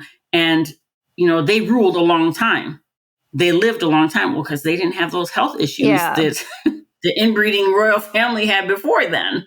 So I don't think Tut was killed. I think he died of just health issues. And I stepped in because there was really no other logical person to put there. But then, like I said, I think Hornheb killed him. Well, no, and it's really a situation where, like, anything is possible, but just, like, ambitious people could, especially in that context, like, could have done anything, really. Because if you think about it, I mean, granted, it's not like Mitanni and Syria, it's not like they weren't flourishing. They were. But, this is probably going to come off wrong, and I don't mean it that way, but ancient Egyptians really, truly believed themselves to be superior, that they were literally above every other human being that could possibly exist in the small earth that they believed existed. And so it would have been their whomever's ambitious goal to be in charge of the most powerful, of the greatest civilization ever known to man. And to them, that was ancient Egypt. So who wouldn't want to be in control of that? I mean, I probably wouldn't, because that's a whole lot of responsibility I don't want to have. But like an ambitious person who like wants power. Yeah, of course. Yeah. And I mean, and they would view it as, I can literally be sitting on top of the world. That's the way they would have viewed it, is they were on top of the world. Yeah. They were at the right hand of all the gods. In fact, they considered themselves to be god kings, That's just the way they were. So I think that I became pharaoh because he was just ambitious enough, and he was close enough to the family to where he was just able to move in, and who was going to question it? And also I think like the fact that he was a counselor to like Amenhotep the third, the fourth, like it's just sort of like someone could take over the office. It's like, oh, where we keep the paper clips, the login to the computer. It's like, you can just do this because you've been here doing it. Yeah. He was the logical choice. He was related to the royal family. Yeah. He had been the chief counselor to the royal family for how many different reigns, for how many years? Because, I mean, look how long Akhenaten's dad was in charge. So, I mean, like you said, you're the person that has all the logins. We might as well just put you there. Exactly. But I can also see where it's very tempting to see somebody like that and be like, oh, of course he murdered Tutankhamun. Because it feels very like Shakespearean. It feels very much like this guy, the advisor, lurking in the shadows, waiting for his chance. And I've seen different depictions of Tut. I've read different things about him, and I honestly don't think he had the heart for it. Personally, I don't think he had the heart for it. I don't think that he wanted it. I don't think Akhenaten wanted it either. But he had these ideas of what he wanted the country to be, so he ran with it. I don't think Tut had the heart for it. And so I think that, like I said, I think he did actually die from natural causes, but I think they would have just killed him because he was weak, honestly. Because, I mean, look how it looks like it was pretty easy for him to get hurt. And the only reason why I can go along with that theory is I have a bone condition called osteogenesis imperfecta. And basically it means I break easy. Who's to say he didn't have something like that? Is why he was always getting injured. You know, we don't know. He might have just been a naturally more fragile person. And if he had a more, quote unquote, fragile personality to go along with that, and he wasn't able to produce any heirs, they would not have viewed him as a viable option to retain as pharaoh. So had he not died, they would have got rid of him. I have no doubt. And what is wild to me, because we're kind of like at the tail end of like, in terms of our retelling, because Nefertiti is dead, Tutankhamun is dead. The fact that those are like the two most famous ancient Egyptian people is bananas. It is, if you really stop to think about it. Like the two people that didn't reign a long time, that were part of a reign that was a huge upheaval in everything that the entire country knew, are the two people we know the most about. The two people that get talked about the most. Yeah. Tut gets talked about. You say ancient Egypt, and I have asked you, I've tested this theory out with some teenagers. I'm like, when I say ancient Egypt, what's the first thing you think of? And they always say Tut. Every time. There's this exhibition that's like, my friend saw it, I forget where. It's like touring around various cities in North America. It's one of those like, you know, those projections where it's like the King Tut experience. So you like go into it. It's actually here in Vegas right now. Is it? It's at the Luxor. Yeah. So exactly. So people like love King Tut. And that was because, just because his tomb was found and there was so much stuff in it. And there was so much stuff in it because no one knew about it or cared to rob it because it just got buried. No one really knew about him because he came after the heretic. He was the son of the heretic. He didn't rule very long. So no one knew about Tut because he wasn't Seti. He wasn't Ramses. He wasn't the popular ones. So no one knew anything about him. He wasn't his grandfather. No one knew anything about him. And then they find this and they're like, wait, hold up. What? Yes. And how does he have all of this stuff? And I promise you, a third of what was in there didn't ever make it to getting logged and put into any kind of museum. Oh my God. It's sitting in some rich person's house right now. Gosh. Speaking of, so the fact that we know, like one of the reasons why Nefertiti is so famous is because that bust, that was the bust. So I just want to explain, because I didn't know any of this. There's a whole book written about it, actually. That's like about what happened to it. It's a controversial subject, trust me. Oh my God. So so it was found when they were excavating what's now Amarna, but it was Akhenaten, and they found it was like the studio of a sculptor. Yeah, it basically would have been it was an art studio in today's terminology, where you would walk in and find finished, unfinished pieces that someone decided to work on. Yeah, that's what they found it in, and it's like, How did this go? How is this still sitting here? How did no one take this? Well, how about when they were taking things from there? Exactly. When they were like up and leaving and like boarding up. How did no one take that with them? They were just like, even the sculptor himself, he's like, yeah, I'm just going to leave that. I'll just make new sculptures. Who cares? Like, he just left it. Yeah. I know. And everyone says I can't be a very good true to life depiction of her because it's just too symmetrical. Okay, well, when you are carving something, you are going to be very symmetrical with what you're carving. You're not going to have eyes offset from one another and whatnot. That's not how people carve things. That's not how art works unless it's abstract. Yeah. And they didn't view things in abstract back then. So yes, it's going to be symmetrical. I truly believe that there were some liberties taken when carving. She might not actually look exactly like that, but I think it was very close to it, because if you really look at some of the inscriptions carved in stone, that bust isn't that far off from what you see in the other carvings. Mm-hmm. So I truly want to believe that woman was just damn gorgeous. You know what? I bet she was.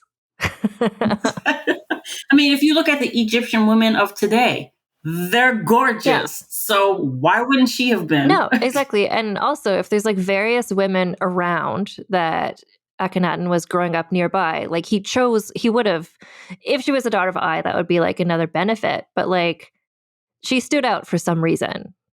Mm-hmm. I think it was a combination of her. See, and that's the thing. You and I talked about this when it came to Cleopatra. She was probably a bit fugly, but whatever. Yeah.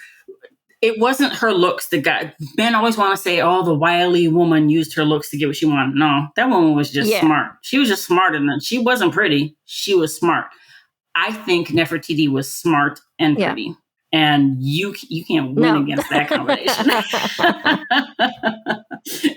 You're lost, dude. You're gonna have to give in. Well, and also, I don't think there's any reason to think that this sculptor would have tried to carve her to look prettier than she was.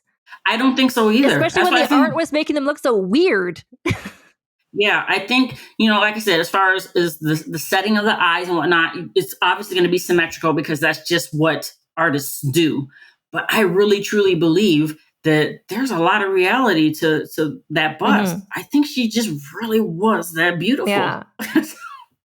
The fact that it ended up out of Egypt the way it did, No, that's exactly what I want to talk about. I want to talk about what happened. So just like quickly.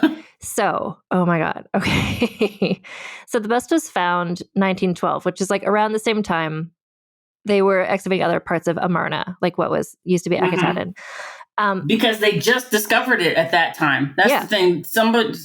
A person digging for pottery or whatever it was they were digging for happened across something. Was like, this looks kind of interesting. Brought it to someone. They were like, oh, where did you find this? Like in the middle of the desert. Yeah. Oh, I found it over here. They start digging. They find a whole city. A whole ass city. Oh my gosh. So, and of course this is 1912. So it's like it was a time when there's like newspapers are a thing. There's like international, there's what are those, anyway, like news could get around the world pretty quickly. So the fact that they had found this. Yeah, they were wiring things at that point. Yeah. So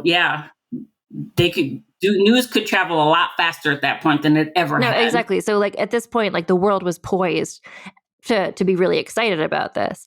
And like the people who were doing the digging were just like the worst. Yeah. European white colonizing men.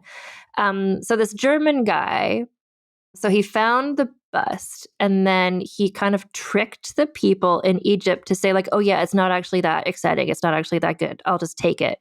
Like it's not, it's basically, I'll take it off your hands. It's crumbling. Like I'm sure it's nothing. And the Egyptians were like, okay. And then they found out because they took it back to Germany and started displaying it in a museum and people freaked out. Like understandably, it's a beautiful artifact. It's like in excellent condition. And Egyptians were like, wait, that's like in really good shape. Like you told us it was in really bad shape. Like, can you send it back to us? And then that was like 1924 when they started exhibiting it in Germany. Since then, unrelentingly, Egypt has been trying to repatriate this bust. Like they're never giving it up because that's all they have. That is what draws people to that museum that it's sitting in. No one goes there for any of the crap that's in that museum except to see that bust. They're not going to get rid of that revenue. They won't do it. No. Because they know no one's going to come in guns blazing and steal it. They know no one's ever going to truly be able to make them give it back. So they're not going to give it back. Well, and here's the thing. Like Egyptians have been trying to make them give it back. Like politicians, like everybody, like are sending like demanding it back. But it's something like, so it's in this museum in Berlin. And let me see. So I don't know, at one point, so like World War II happened, Hitler loved it. Which, I mean, he appreciated art. True.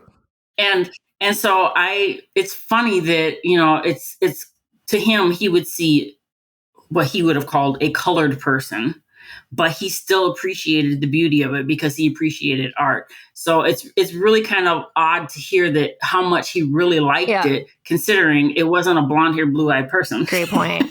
Yeah. So like World War II, so it was sort of like put into hiding. It was sent over to the US at one point and then back.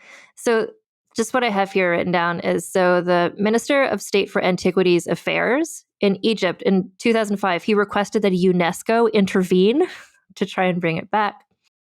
He threatened to ban exhibitions of Egyptian artifacts in Germany. So like Egypt is just like, they give no fucks. Like they're just like, they tried asking nicely, they tried whatever, they're trying to like blackmail them. They're just like, give us this damn bust back. And they won't do it. They're never going to do it. I love him. So Zahi Hawass. Zahi Hawass. So he requested a worldwide boycott of loans to German museums to initiate a scientific war, he called it, just to try and like starve them out. And then I hate this, the Body of Nefertiti exhibition.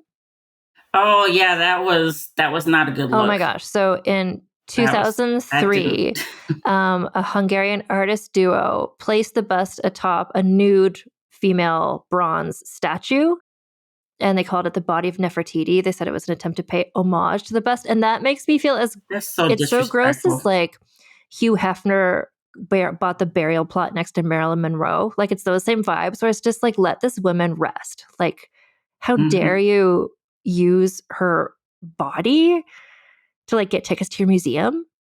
Like, I know.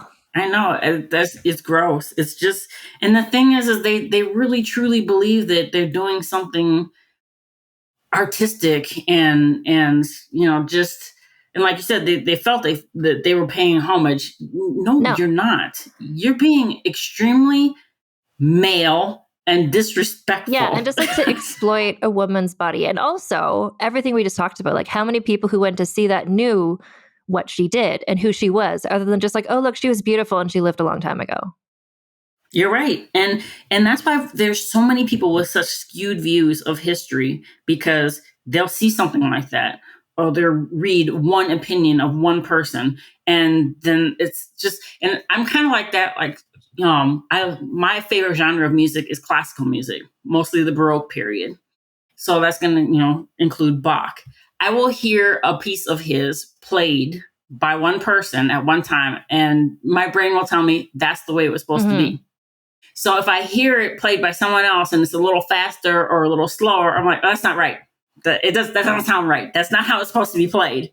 And it's the same way when it comes to people studying history. Yeah. If you read something, your brain tells you that's the way it was supposed to be. And if you read something else, like, oh, no, that's not right. That person's wrong. Yeah. And we just need to learn to be more open-minded, myself included, because, some of these pieces are actually really good. I need to give them a little bit more credit. Yeah. But we really need to be more open-minded to different theories and different studies, because we don't know. That was thousands and thousands of years ago. Like I said, you can't even get it right when it comes to the 80s. So how are you going to get it right for 5,000 BC? You've got to take all the facts in and weed through it and see what to you makes the most sense. But you're still looking at all the facts. If you don't take in all the facts, then your theory is kind of out the door. Well, and that's the thing, like new discoveries keep being made. And as of right now, like Nefertiti's tomb has still not been uncovered. As I said, I think she's self-exiled. And I think she might have went to Mitanni or Syria or whatever, because, you didn't have social media back then. There is no place that a Kardashian can go that people are not going to recognize them. Makeup, no makeup, it's not going to matter. You're going to get recognized everywhere you go.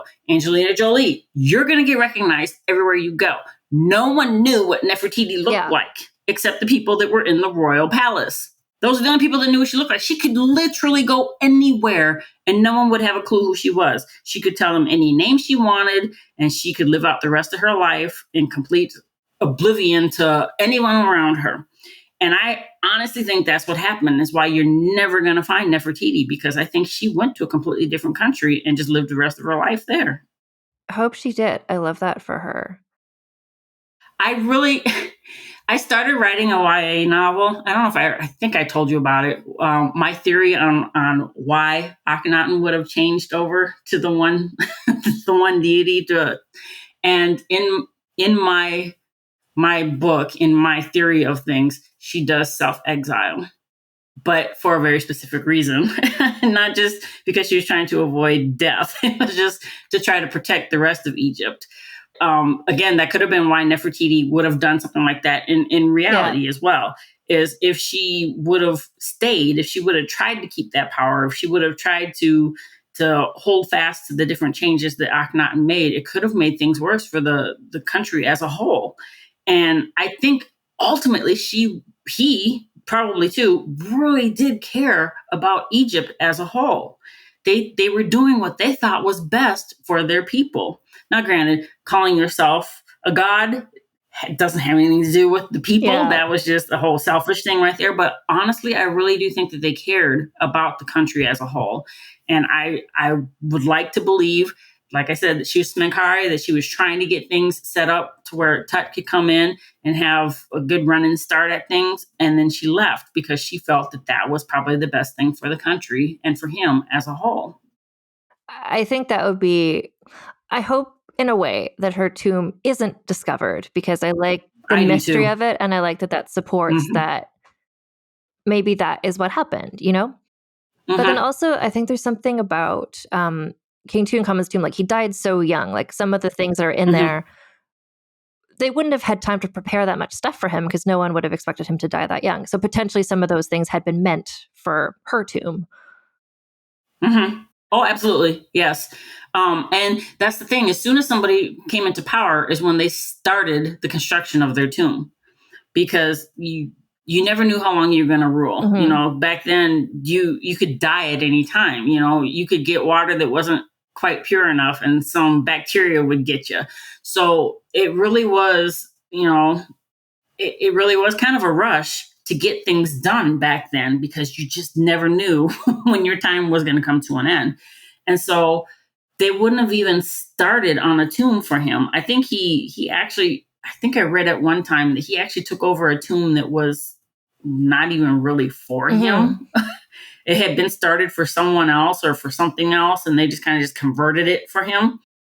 In fact, I think I read at one time that the paint wasn't really even dry on the walls at the time they put him in the sarcophagus. So, you know, it's just because that's how quickly everything happened with him. And so they would not have had time to give him a proper tomb, even though they stuffed so much stuff in there. I think that was just another theory. I think that a lot of the stuff that had been kind of left over that wasn't put in Akhenaten's tomb was just stuffed into Tut's. And it was sealed up, and it was like, okay, we're, you know, brush your hands clean of him and that whole debacle that happened, and just move on with life. And so I think that's how he ended up with so many things in his tomb, because they were trying to bury, hide, get rid of any kind of remnants from his father. I truly believe that. Hide it away like in a storage space and just... Yeah, and it's just weird that no one found that tomb. All those years, thousands of years, no one found that tomb. How? I mean, did they thought so little of him to where they didn't even bother to try to find him? Or was it just really that well hidden? How did it go that many years without being found when everything else had been pillaged around him? It's so interesting. And like you were saying earlier on, like, you know, if there's like these small communities who didn't even know that the religion had changed and stuff, like a lot of, so I don't know how many people knew that Akhenaten had even been made as a city. And the people who knew about it once they all died, the new generations didn't even know that that had ever happened. Exactly. There's a whole section. Actually, I would have to say that the vast majority of commoners, for lack of a better word, would not have even known anything about their own country. Because honestly, like I said before, why would they need to? What benefit did it hold for them to know any of that stuff? All they needed to know was, that looks like the nostrils of a hippo coming out that water. Let me dip. You know, I need to water my crop this day, and this day to make sure that I'm going to get the best bounty. You know, I need to sterilize my water. I need to make sure that, you know, my kid is at least fed before they go to bed. That's the stuff they needed to know. They didn't need to know anything else. Which is also what's interesting about what Nefertiti and Akhenaten did. Well, I guess especially him. But to be like, okay, like we're going to change the art style. We're going to like change the religion. Like this is the new... Because by the end of his reign, like there's probably lots of people who never knew the name of the pharaoh. And he's like, I'm going to change everything. And it's like, well, you're changing everything for this like bubble of people who are around you. I think, and this directly relates to Nefertiti, I think we established earlier that they had probably a bit more loving relationship. He loved her, he respected her, he appreciated her. And I think that in just general ramblings of his, like you would talk to a spouse or significant other where you just be like throwing out ideas, just talking about things. I think she latched on to some of the things that he just kind of rambled about and was like, you know what? If we do this, this, and this, we might actually be able to make that come into fruition. If that's something you really want to do, I can help you with that. I honestly think that some of the things that happened in his rule was just something that he kind of just threw out there, and she might have kind of taken it and run with it and kind of pushed him towards. And I don't want to make it sound like she was this bitch dictator that, she tried to rule through him or tried to control him. I don't think it was anything like that. I think that it was probably more of out of love, where she heard these ideas that he had, things that he would really like to see happen. And she's like, well, then why can't they? You're Pharaoh. Yeah. I've got your back. I support you in every way possible. If this is what you want, I'm going to help you accomplish this goal. And I think that that's why a lot of things happened is she pushed him to do the things that he mentioned that he might want to do. I think that 90% of what happened during his reign was because of her. And I don't think it was necessarily her idea to do things. I just think that she just pushed him to make his ideas become a reality. Well, I'm just trying to picture that. Like that dynamic is familiar to me. But, if there's somebody who's like, a man is just like, oh, I really want to like learn to play guitar. I want to start a band. And if he has a supportive partner who's like, well, why don't you? Like, just take a guitar lesson, right. Someone who's just like, There's someone who's a dreamer and then there's someone who's the like practical, well, you can do that. Like, yeah. Right. And if she was the daughter of Ai and she was raised in the palace and she did have the education that she did, and she obviously would have had the air about her that she was, for lack of a better way of saying it, superior to others because she was basically part of the royal family. Why wouldn't she be like, yo, man, if you want this, do it. You're Pharaoh. They can't stop you. And I think she was his hype man. I think she was back there cheering him on to do all this stuff that to everyone else was messed up. But to him, that's what he wanted. And she was like, that's my man. I'm going to support him. And if this is what he wants, this is what he's going to have. Yeah. But I mean, again, just a theory. But like every theory honestly, is like, that's just as valid as any other. We will never know. But that's like a dynamic that works. That makes sense in the context. Why not? But I mean, if you just look at how she was always depicted and, how he clearly viewed her in a completely different way, why would you think that wasn't possible to happen? Yeah. I mean, he clearly valued her. So, and she clearly valued him. So, why wouldn't they just be each other's biggest cheerleaders? Well, that's the thing. Like, if they both, like, as we see in the art, like, if they really valued each other and we see what they did when they were in charge, it's like, obviously they were both interested in this. If they both cared and respected each other, and then this is what they accomplished, then those two things had to have been related somehow. The relationship and what they did. Yeah. And have you heard about the whole theory of the oldest daughter, Nefertiti, that actually went over to Ireland? No. Have you heard of that whole theory? Oh, you need to look into that one. Ireland? Well, because think about it. A lot of the Irish people have the red hair, right? It wasn't really talked about up until a certain time of people having red hair. Well, what has been proven? The royal family in Egypt had red hair. Oh, I didn't know that. They did. They had red hair. That was a trait for them. And people have dug into things. They say they have their proof that the oldest daughter, Nefertiti, actually ended up over in Ireland, and that's how the red hair started in Ireland. You know what? I believe it because I believe anything. Because it's like anything is possible. Who knows? Like, people moved around a lot more back then than I ever realized they did.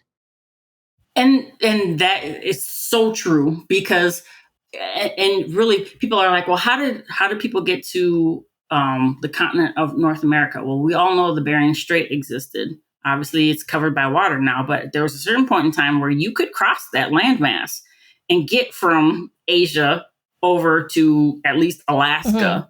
Well, then you've got all of North America that is completely connected. So all you had to do is just migrate south at that point. So I truly believe that it was easier for people to get from continent to continent back then, even though you did have to do some travel by sea, but there were still easier ways to get to where you wanted to go back then than people really realized. It would have been a long trip because, obviously, it even takes 10 hours to fly from, Minnesota to Paris. So to travel by boat, to travel by horse, to travel by foot, it would take you a long time, but you couldn't do it. And so, to think that no one from Africa ever traveled to North America, you're an idiot. You're an idiot. To think that no one from Asia made it over to England, you're a fucking idiot if you think that didn't happen. People got places, trust me, because you always have, even to this day, you have people that have a restless soul and they have to explore. Alexander is the perfect example of that. They didn't want to sit in one spot. They wanted to see what else was out there. What makes you think that they didn't get there?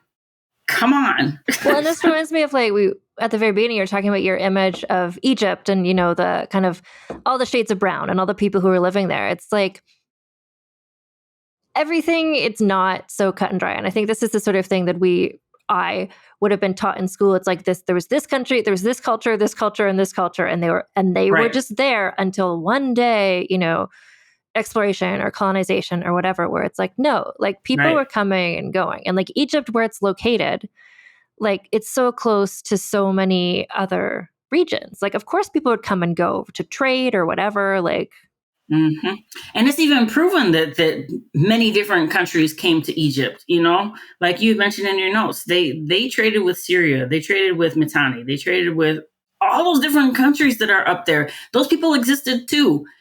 What makes you think that they weren't traveling back and forth? It's not like the land borders aren't real. It's not like somebody's walking up oh, I guess I just crossed the border between this and this. It's you just walk and then suddenly you're oh, here's some people and they speak a different language. That's interesting. Yep, exactly. It's been proven that the Vikings made it all the way over to North America because that was one restless ass culture right there. They needed to see everything. I truly believe they hit the shores and they're like, you know what? This ain't for us. Let's go back. But it's complete ignorance to believe that there wasn't any sort of intermingling of anything, that everyone just stayed right where they were. That's not. And so the white folks decided to start going places. I'm sorry. That's just not how it works. Exactly. And that's where I think a lot of it comes from. It's this need of some people to believe that if it wasn't for white people exploring, no culture would have ever found any other culture. So then they have to pretend like it never happened until then, I know. And that has been, that makes historical research very difficult for me as a Black woman. Well, I shouldn't just say just Black. My mother was white, German and Irish. I'm not really sure you get any whiter than that. And then my father is Black and Cherokee. So someone at some point told me, I think it was when I was in college, my humanities teacher told me that I'm the perfect example of what America was supposed to be. I'm sort of a melting pot of things. I'm not just one thing. I'm a combination of different cultures. And so I look at it as I want to study history and I want to read the facts that people have come up with. But I also have to accept the fact that the people that wrote this stuff are typically white males. And they're always going to write it the way they really want it to be viewed. And is it really how it happened? Is it really exactly what you found or what you read? Or is this just your view of it, your interpretation of it, and this is what you want the people that read this stuff to believe? So I'm really torn when it comes to reading historical facts, because I want to believe that what they've written is factual, but I have, as a Black woman that has experienced what I've experienced in my life, I have to accept the fact that their view is skewed.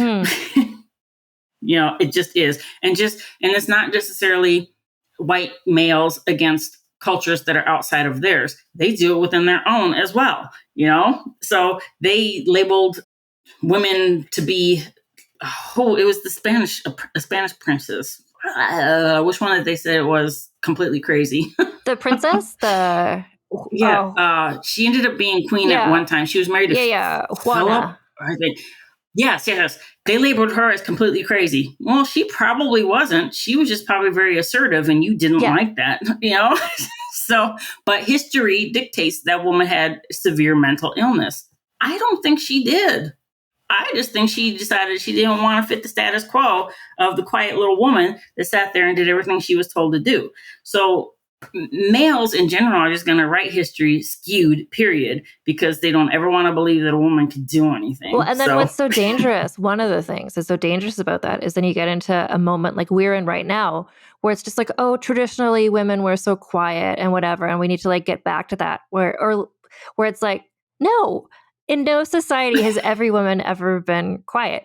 Ever. Like, and there's so many examples of it. And like we were saying, like the women whose names we remember, like from ancient Egypt or from wherever, it's because they spoke up and did something that people thought was crazy or whatever. So just this understanding that people somehow now are different from people 5,000 years ago, it's just wrong. And it's unfortunate there's certain groups of women that refuse to come out of that thinking. But I think that the way society has progressed, actually really even in the last 5 years, is women are really starting to realize that, you know what, I don't have to. I don't have to. I don't have to do what you tell me. I don't have to think the way you say it. I have to think. I am my own individual. I should be allowed to be my own individual. I'm not saying go out and break laws. I'm not saying to do that. As long as you're living within the parameters of what the law is, you should be able to be who you are. And that goes for men as well. Be who you are. I'm always posting stuff about that on Twitter. Be you. Be happy with you. Do what makes you happy. Listen to the music that makes you happy. Do the things that be you. And those women back then, they were being themselves. Mm-hmm. They were doing what made them happy. They were doing what they felt was best for whatever their situation was.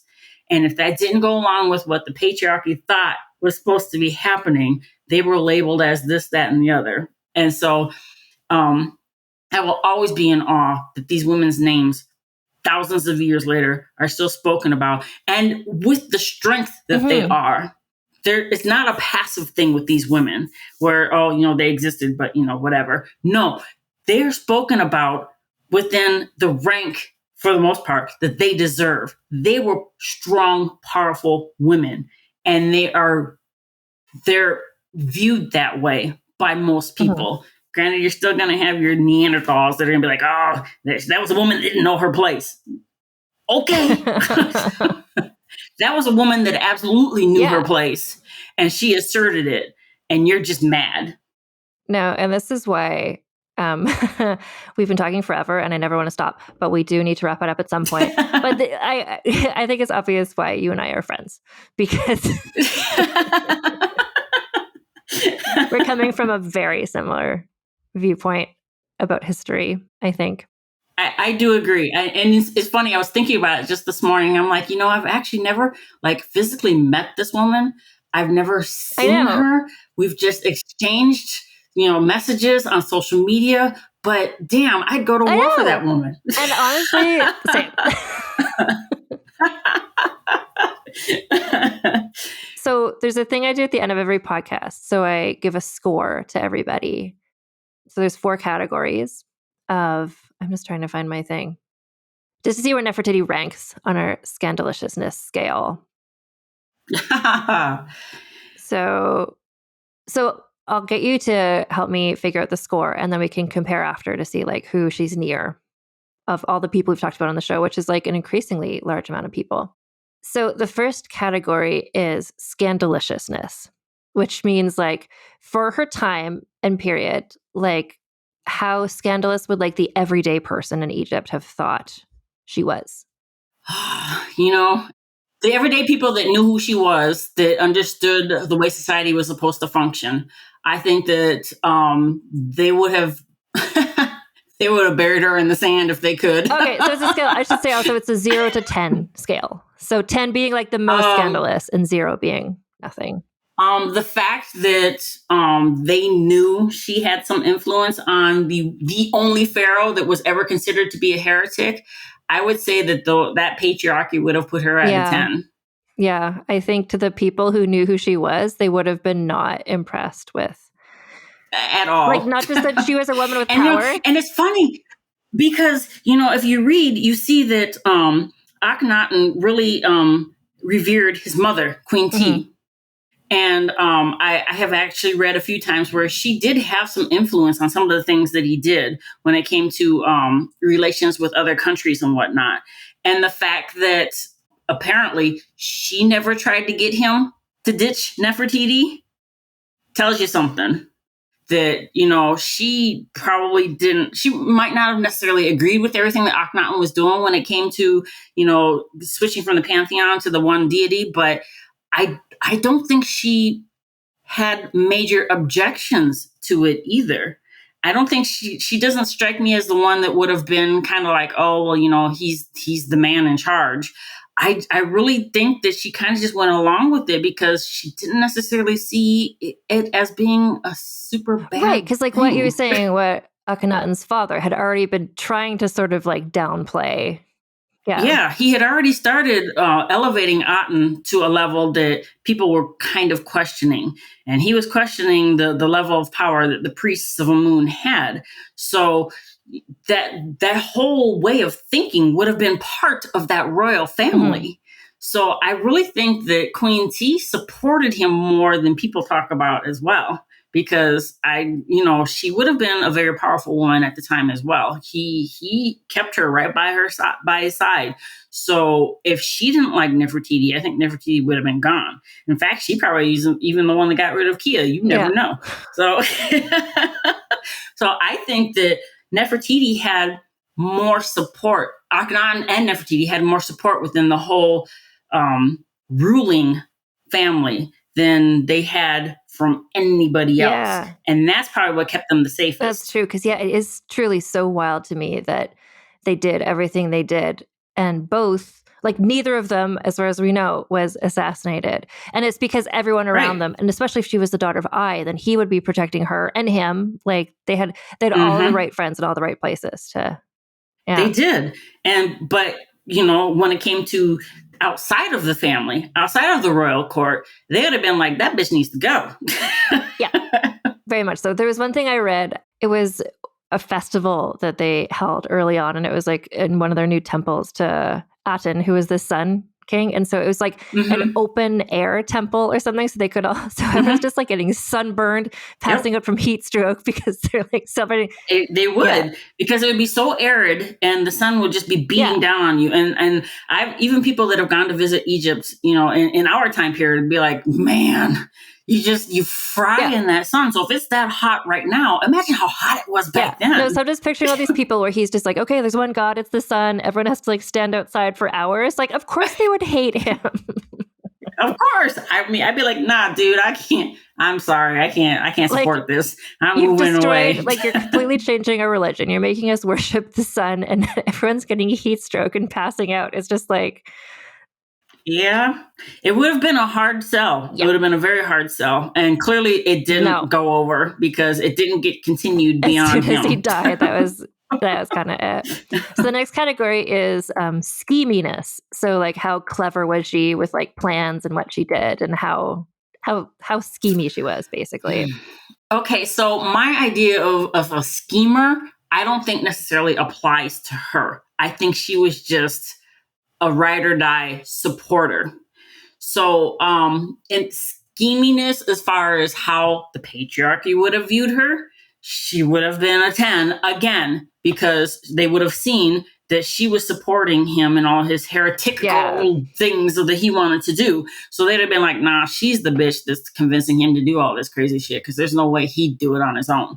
So I really truly believe that as far as outside of the royal family, they would have viewed her as the main culprit of scheming all this stuff and was whispering in his ear, getting him to do what and he that's was the doing. same thing you still see today, God knows, where it's just like a man does something that somebody doesn't like. That's like, oh, it must have been the wife made him, like Prince Harry writing his book or whatever. It's just like, oh, Meghan Markle must have made him write a book. It's like, or maybe he wanted to write a book. Like, it's so easy to blame a woman. Because, he hasn't been talking bad about the royal family since he was a teenager. No, it was her that made him do that. Exactly. So it's easy, well, especially when it's... Anyway. A black woman. That's what I was going to say. Go ahead and say it. When you've got a society of people that will burn as soon as they stand in the sun, then all of a sudden and the thing about it is there are so many people that until it was said, they didn't even realize she was black because she is so fair-skinned. I'm not that fair. However, I am the same color as anyone from any Pacific island. And I have, because I'm not full black, I have a different hair texture. So my hair is straighter. So I cannot tell you how many people in my lifetime have asked me which island I'm from. Because I do look like I have the same skin color. I have the same hair. I actually even have some of the same features. I could tell someone I was Hawaiian or Samoan or from New Zealand. I could tell them I was Kiwi, and everyone would be like, oh, okay. Without hesitation, people believe me.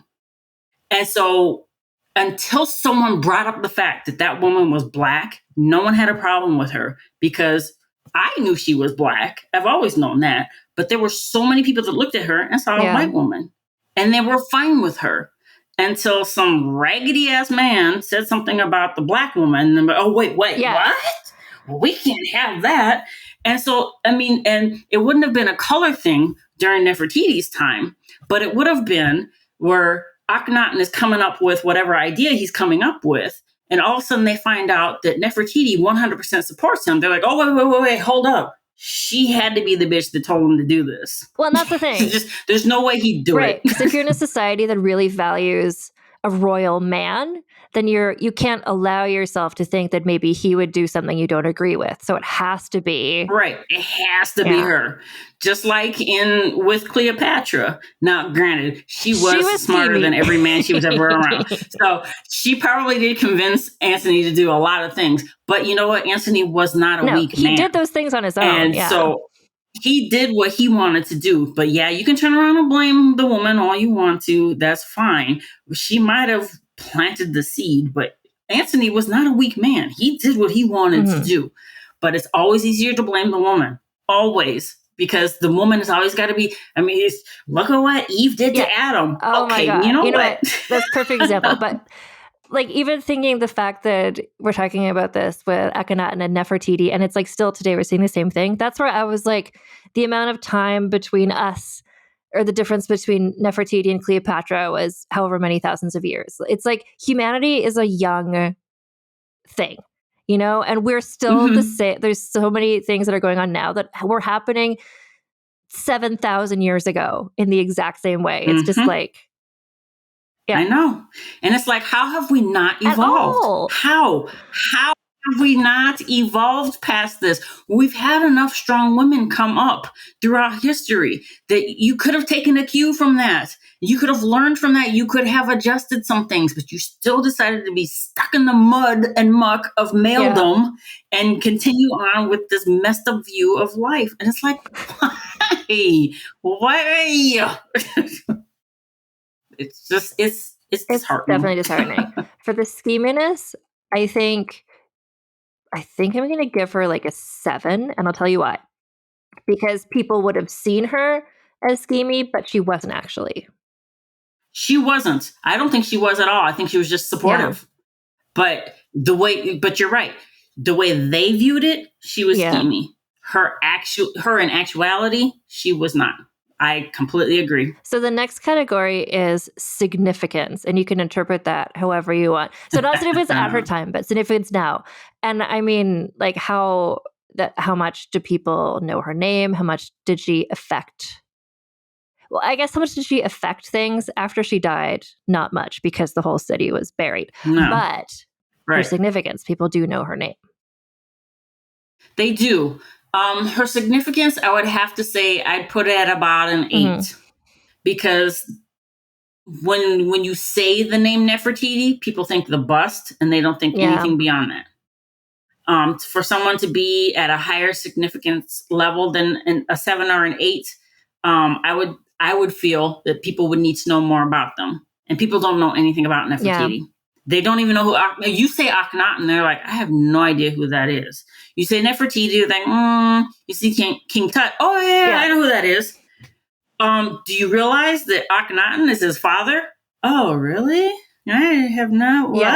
Yeah. So significance beyond that bust, she doesn't have any. Honestly, that's true. Unless you study history. No, until I read these books, I was like, oh, now I see why Gina loves the story so much. I see now, because I knew the bust and I vaguely knew a bit anyway, but I agree. I think that's correct. That's a good score.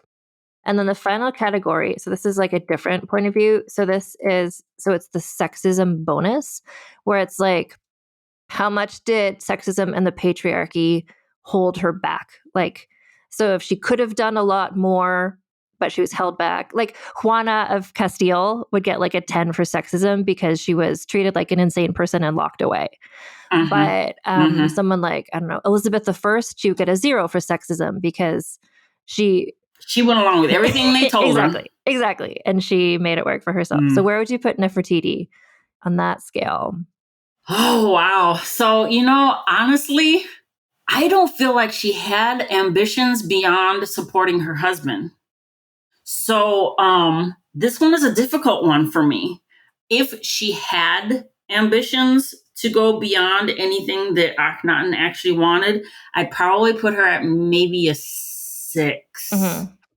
I just really think that I don't necessarily think that she was raised to be that queen that just supported her husband and everything. Because if you look at it, they estimate that she was between the age of like maybe 11 and like 15 or so when she married Akhenaten. So she, even though back then, when you were younger, you still thought older because you had to, because life was just different back then. Her brain still would have been that of a kid for the most part. So she would not have been someone that had already developed a whole lot of ambitions on what she thought needed to be happening within the world around her. I think that she really just fell into I just support my man and I'm going to push him to be all that he can be.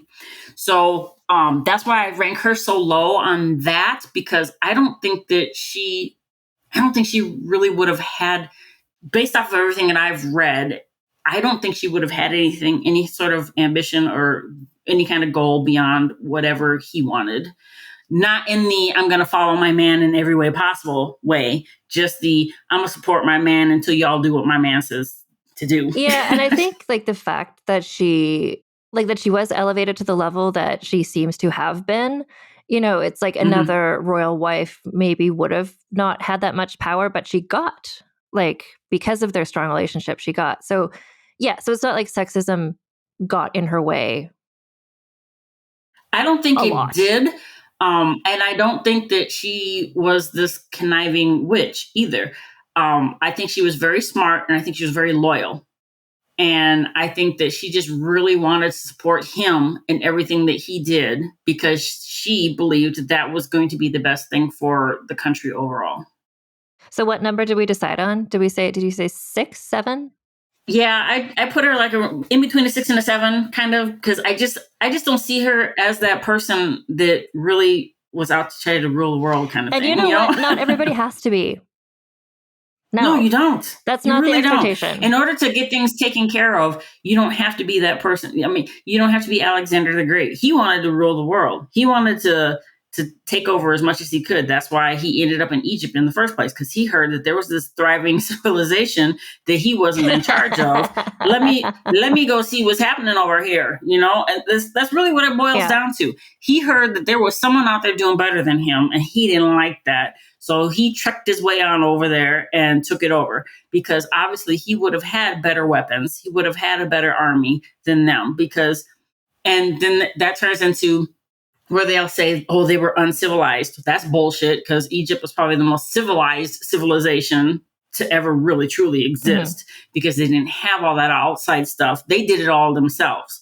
So I think that he was really jealous. I think Alexander was jealous, and that's how the Ptolemies ended up in power, because he left Ptolemy there when and he then left. that's Cleopatra came from that, right? She was a Ptolemy. Correct. She came from that lineage. So the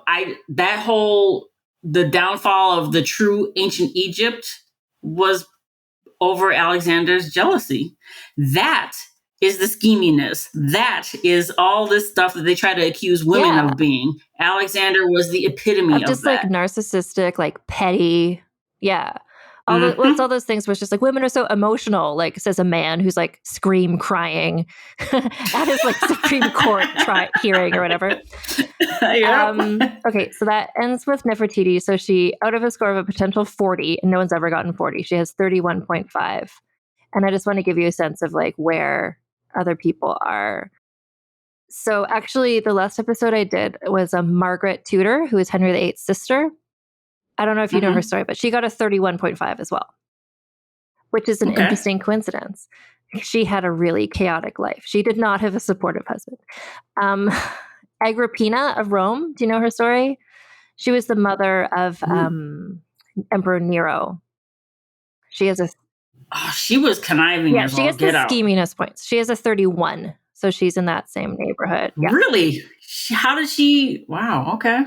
Because, some of the I've just kind of briefly touched on that one. And I think she's the reason why he was so damn crazy. I don't know. And also, I just give these scores based on what my mood is that day. But I think Agrippina, as I recall, I think she had I think she got full points for scheminess, but I think she got not so much points for significance. Or maybe she did, because she murdered a lot of people. She got high points for sexism, though, because she had a lot of ambition and she had to like hide behind a curtain when the men were talking, because she wasn't allowed to be in the room. So she put up with a lot. I'm just scrolling down.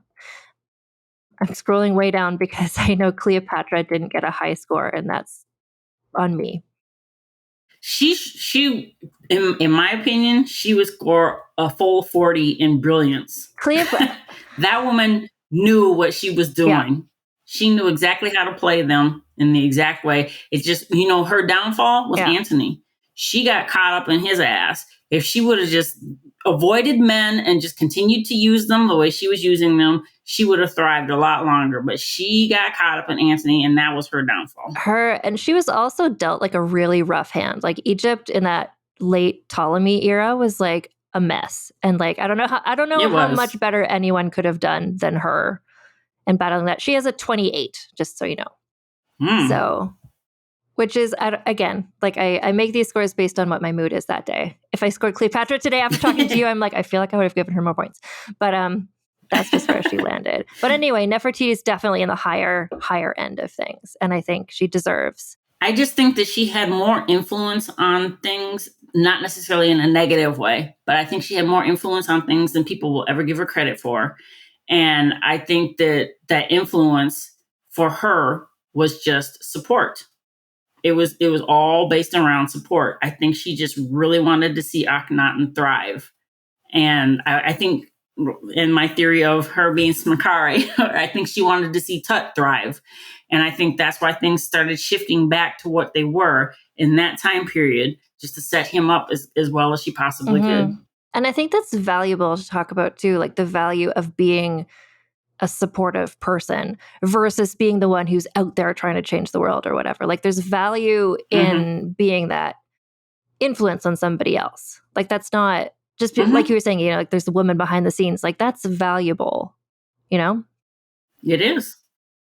And, some of them, like, I think Henry VII's mom, she really wanted to be the ruler of England, but she was conniving in what she did, I believe. That's my theory on her. I think that's everybody's theory on her. Margaret Beaufort, She had her goals. She wanted her son in power, therefore giving her power. I think she went about it in not the most motherly way. It was just all about her. I honestly think that a lot of the women that have been an influence on the men over the years, it wasn't necessarily that case. A lot of them did, but I think a lot of them, it was support.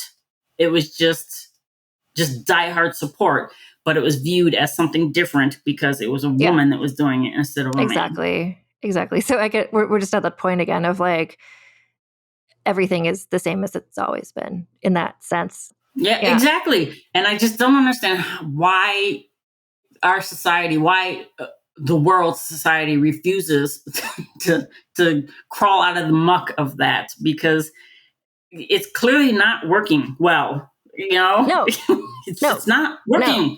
So why won't we fix it? It's really ridiculous. So if people want to follow you on social media, if you want to share that, what are your accounts? My Twitter handle is GBDolfan, DOLFAN. And the reason that is because I'm a huge Miami Dolphins football fan. And back in the day, the diehard fans were called Dolphans.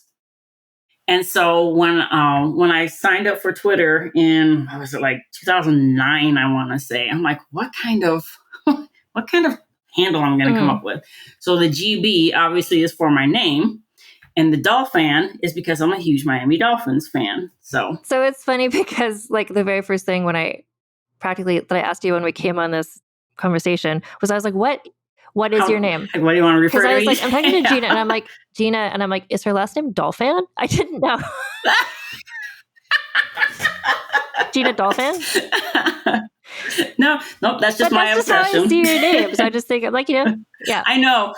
And there's a woman that I met. She was writing for a television show that I watched at the time that I signed up for Twitter. And I saw that she was one of the writers. So I reached out to her, and I was like, I love the show, blah, blah, blah. And a couple of years after that, we actually ended up meeting in LA, because I have family in LA. So I went to visit my family. I'm like, well, while I'm in LA, maybe we could get together for dinner.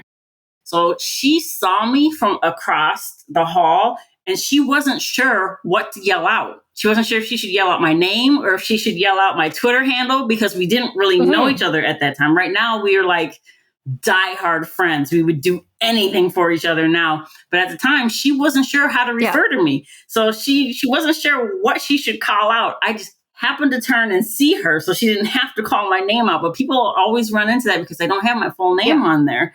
So people are like, okay, so what do I call her now? No, exactly. So no, it's just funny to know, because I'm like, it is. What is your name? I have people ask me, people that I get to know a bit better, where I start talking to them outside of Twitter. They're like, okay, so what is your actual name? Because my handle does not tell you exactly. that. So it's GB Dolphin. See, now no one will ever forget that now. It's a good story.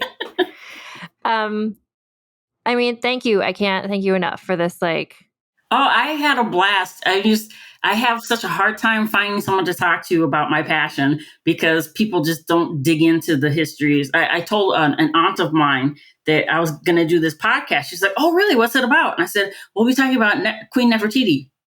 Oh, and she walked away. I'm like, damn.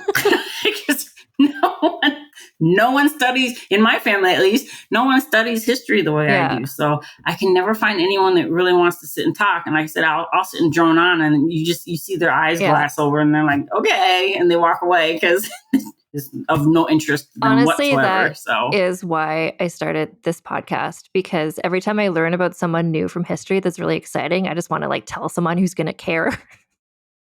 Yeah, exactly. And that person is often not in my actual life. I have run into that so many times. I mean, the friend I was telling you about that I met, she was the writer. She is into classical music as well. So I finally had someone to talk to about my classical music obsession. So I've got that. So it's like, every so often I'll run into someone where I can really talk to them about the things that I really enjoy. And you can find football fans anywhere. So I'm never lacking in someone to talk to. I mean, I can talk to my kids about football. So, it's funny because in my house, I'm a Dolphins fan. My oldest son is an Eagles fan, and my younger son hates sports, period. So we've got varying things when it comes to basketball and all that. We kind of like the same things. But when it comes to football, it's diehard. I'm Dolphins. He's Eagles. There's no in between there. None.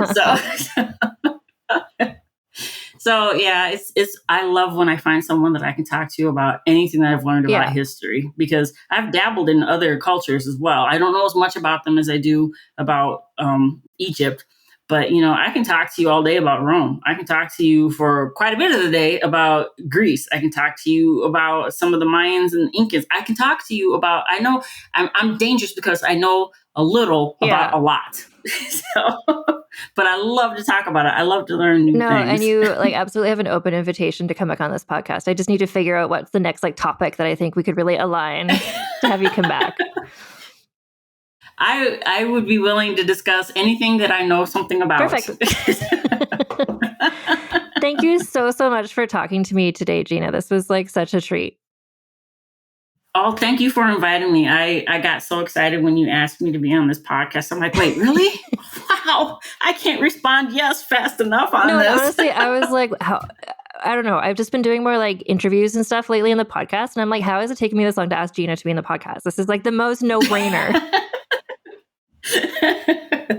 I am always willing to sit and talk about the things that I have learned because I find it fascinating and I find lessons in it. I'm not closed-minded to things. So, sometimes I'll walk away from my research and be like, oh, I should probably adjust my thinking on some of the things for my current life because, seeing this, it reading some of the things I've read, it kind of opens my mind to other things. And so I'm like, I grew up, I'm a preacher's kid. So I grew up in a very, a very structured, you do this, you don't do this. This is how you're supposed to view life. And when I got older, I realized there's so much more to the world than just me and that way of thinking. And over the years, I've just decided to be more open-minded about it and more accepting of the differences in people and things and thoughts and feelings and whatnot. And I feel like I still have a long way to go, but I feel like I'm happier within myself being more accepting. So, if I can learn something from something that I've read that happened in the past, I'm going to learn it. I feel really, I think, similar. The way that I see it is the more that I've been reading about other cultures, having just learned mostly about Western history. And then that was where I first started reading it for myself, for fun. But in the last couple of years, especially, I've been reading more about other countries and other cultures. And I was like, oh my God, holy shit. This was while whatever Henry VIII was doing this in England, it's this is what was happening in Mexico, or this is what's happening in Angola. It's just it's really opened my eyes to see the bigger picture of things. The world is a lot bigger than we've been taught it was. Absolutely. And there's no lack of things to learn about. I keep falling down new rabbit holes that I didn't even know were there. There's not enough time in the day to learn all the things that I would love to learn. I've actually started gathering information to start learning more about my Cherokee ancestry because, when it comes to indigenous histories, obviously that's not something it's going to be taught in American schools. And there's just so much to it because so many different tribes, although they had similarities, they had all vast differences between them as well. So I've decided to start trying to learn more about that ancestry of mine and just a little bit that I've read so far. It's oh wow, there's so many different ways of just viewing the nature around me, and accepting, things that happen. I'm not saying just roll over and just take everything that comes your way, but try to understand why some things are happening, And so it's a lot, but if you're willing to open your mind to it, man, the levels that you can get to in your understanding of people, it's amazing. Well, thank you again so much for joining me. Thank you for inviting me. I had a blast. And so, just to wrap things up, as we usually do, just a reminder, next week I will be doing the next person in the There's Something About Mary Queen of Scots series, so get ready for that. But in the meantime, I want to hear what you think. I want to hear what you think about these episodes, and if you have suggestions of other people that you think I should cover on the podcast. And you can reach out to me at vulgarhistorypod@gmail.com, or if you go to vulgarhistory.com, there's a form there, and you can send messages there in that way as well. I mentioned last time, I have started a little newsletter. It's not to do with history at all. It's mostly about murder mystery television shows at the moment, Korean reality shows, things that I'm interested in that are not history. But if you want to see what sorts of comparisons I'm about to make, I think I if you read my newsletter, you'll know why I compared Columbo in a recent episode. Anyway, so it's 3 nice things at .substack.com. The link to that is in the show notes. Oh, and also, of course, Gina mentioned, but if you want to follow her and see what she's up to, she's primarily on, in terms of social media, she's on Twitter at GBDolfan, GBDolfan, and that link is in the notes as well. And this podcast / me, I'm on Instagram at Vulgar History Pod, and I've been very busy on TikTok at Vulgar History, where I set myself kind of a goal to, during this month, which is March, which is Women's History Month, I've been doing a TikTok, at least 2 every day, talking about, they're super quick little things, but just talking about each of the women who has ever been profiled on this podcast. The day that this comes out, chances are I will do one about Nefertiti. But anyway, it just makes me realize how many people I've profiled on this podcast. So anyway, if you're on TikTok, or if you want to see what I'm doing on TikTok, that's at Vulgar History. Also, I have a Patreon. So if you want to follow me there / support me there. So if you support me with at least $1 a month, then what you get is early access to all episodes of Vulgar History, ad-free, early ad-free access with at least $1 a month pledge. If you pledge at least $2 a month, you get that. Plus also you can vote in some polls that I do sometimes. Where it really kicks off is at, I appreciate everyone who listens and does not support me. I appreciate everyone who supports me at $2. But once you get to the $5 a month, that's where there's like a lot of bonus content you get. So that's where you get the episodes of Vulgar Peace Theater, where I talk about costume dramas with Alison Epstein and Lana Wood Johnson. Coming up next, we're going to be talking about Corsage, the Empress Sisi movie, which I'm really excited to both watch and then talk about. Also at that $5 a month level, you get episodes of So This Asshole, which is where I talk about men from history who are terrible. The most recent one that I've been working on is F. Scott Fitzgerald. And then later, I'm going to be doing, next month in April, a special episode about William Shakespeare.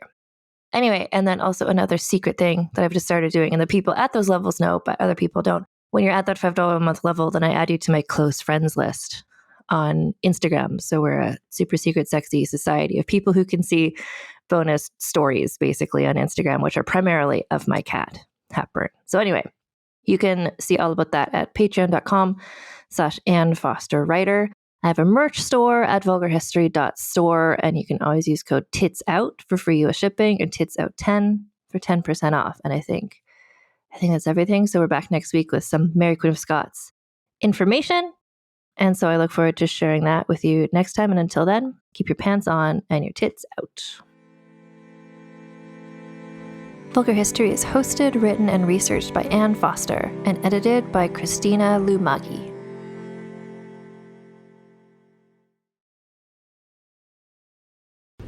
Talmor, Sheshin Murachi. Talmor is my home. My family have worked the land for generations. My gran says the island does not belong to us, but we belong to the island. And we must be ready, for a great evil is coming, and death follows with it. Listen and subscribe to the latest season of Undertow, The Harrowing, a Storyglass production presented by Realm, available wherever you get your podcasts. Hi, I'm Jennifer, a founder of the Go Kid Go network. At Go Kid Go, putting kids first is at the heart of every show that we produce. That's why we're so excited to introduce a brand new show to our network called The Search for the Silver Lining, a fantasy adventure series about a spirited young girl named Isla who time travels to the mythical land of Camelot. Look for The Search for the Silver Lining on Spotify, Apple, or wherever you get your podcasts.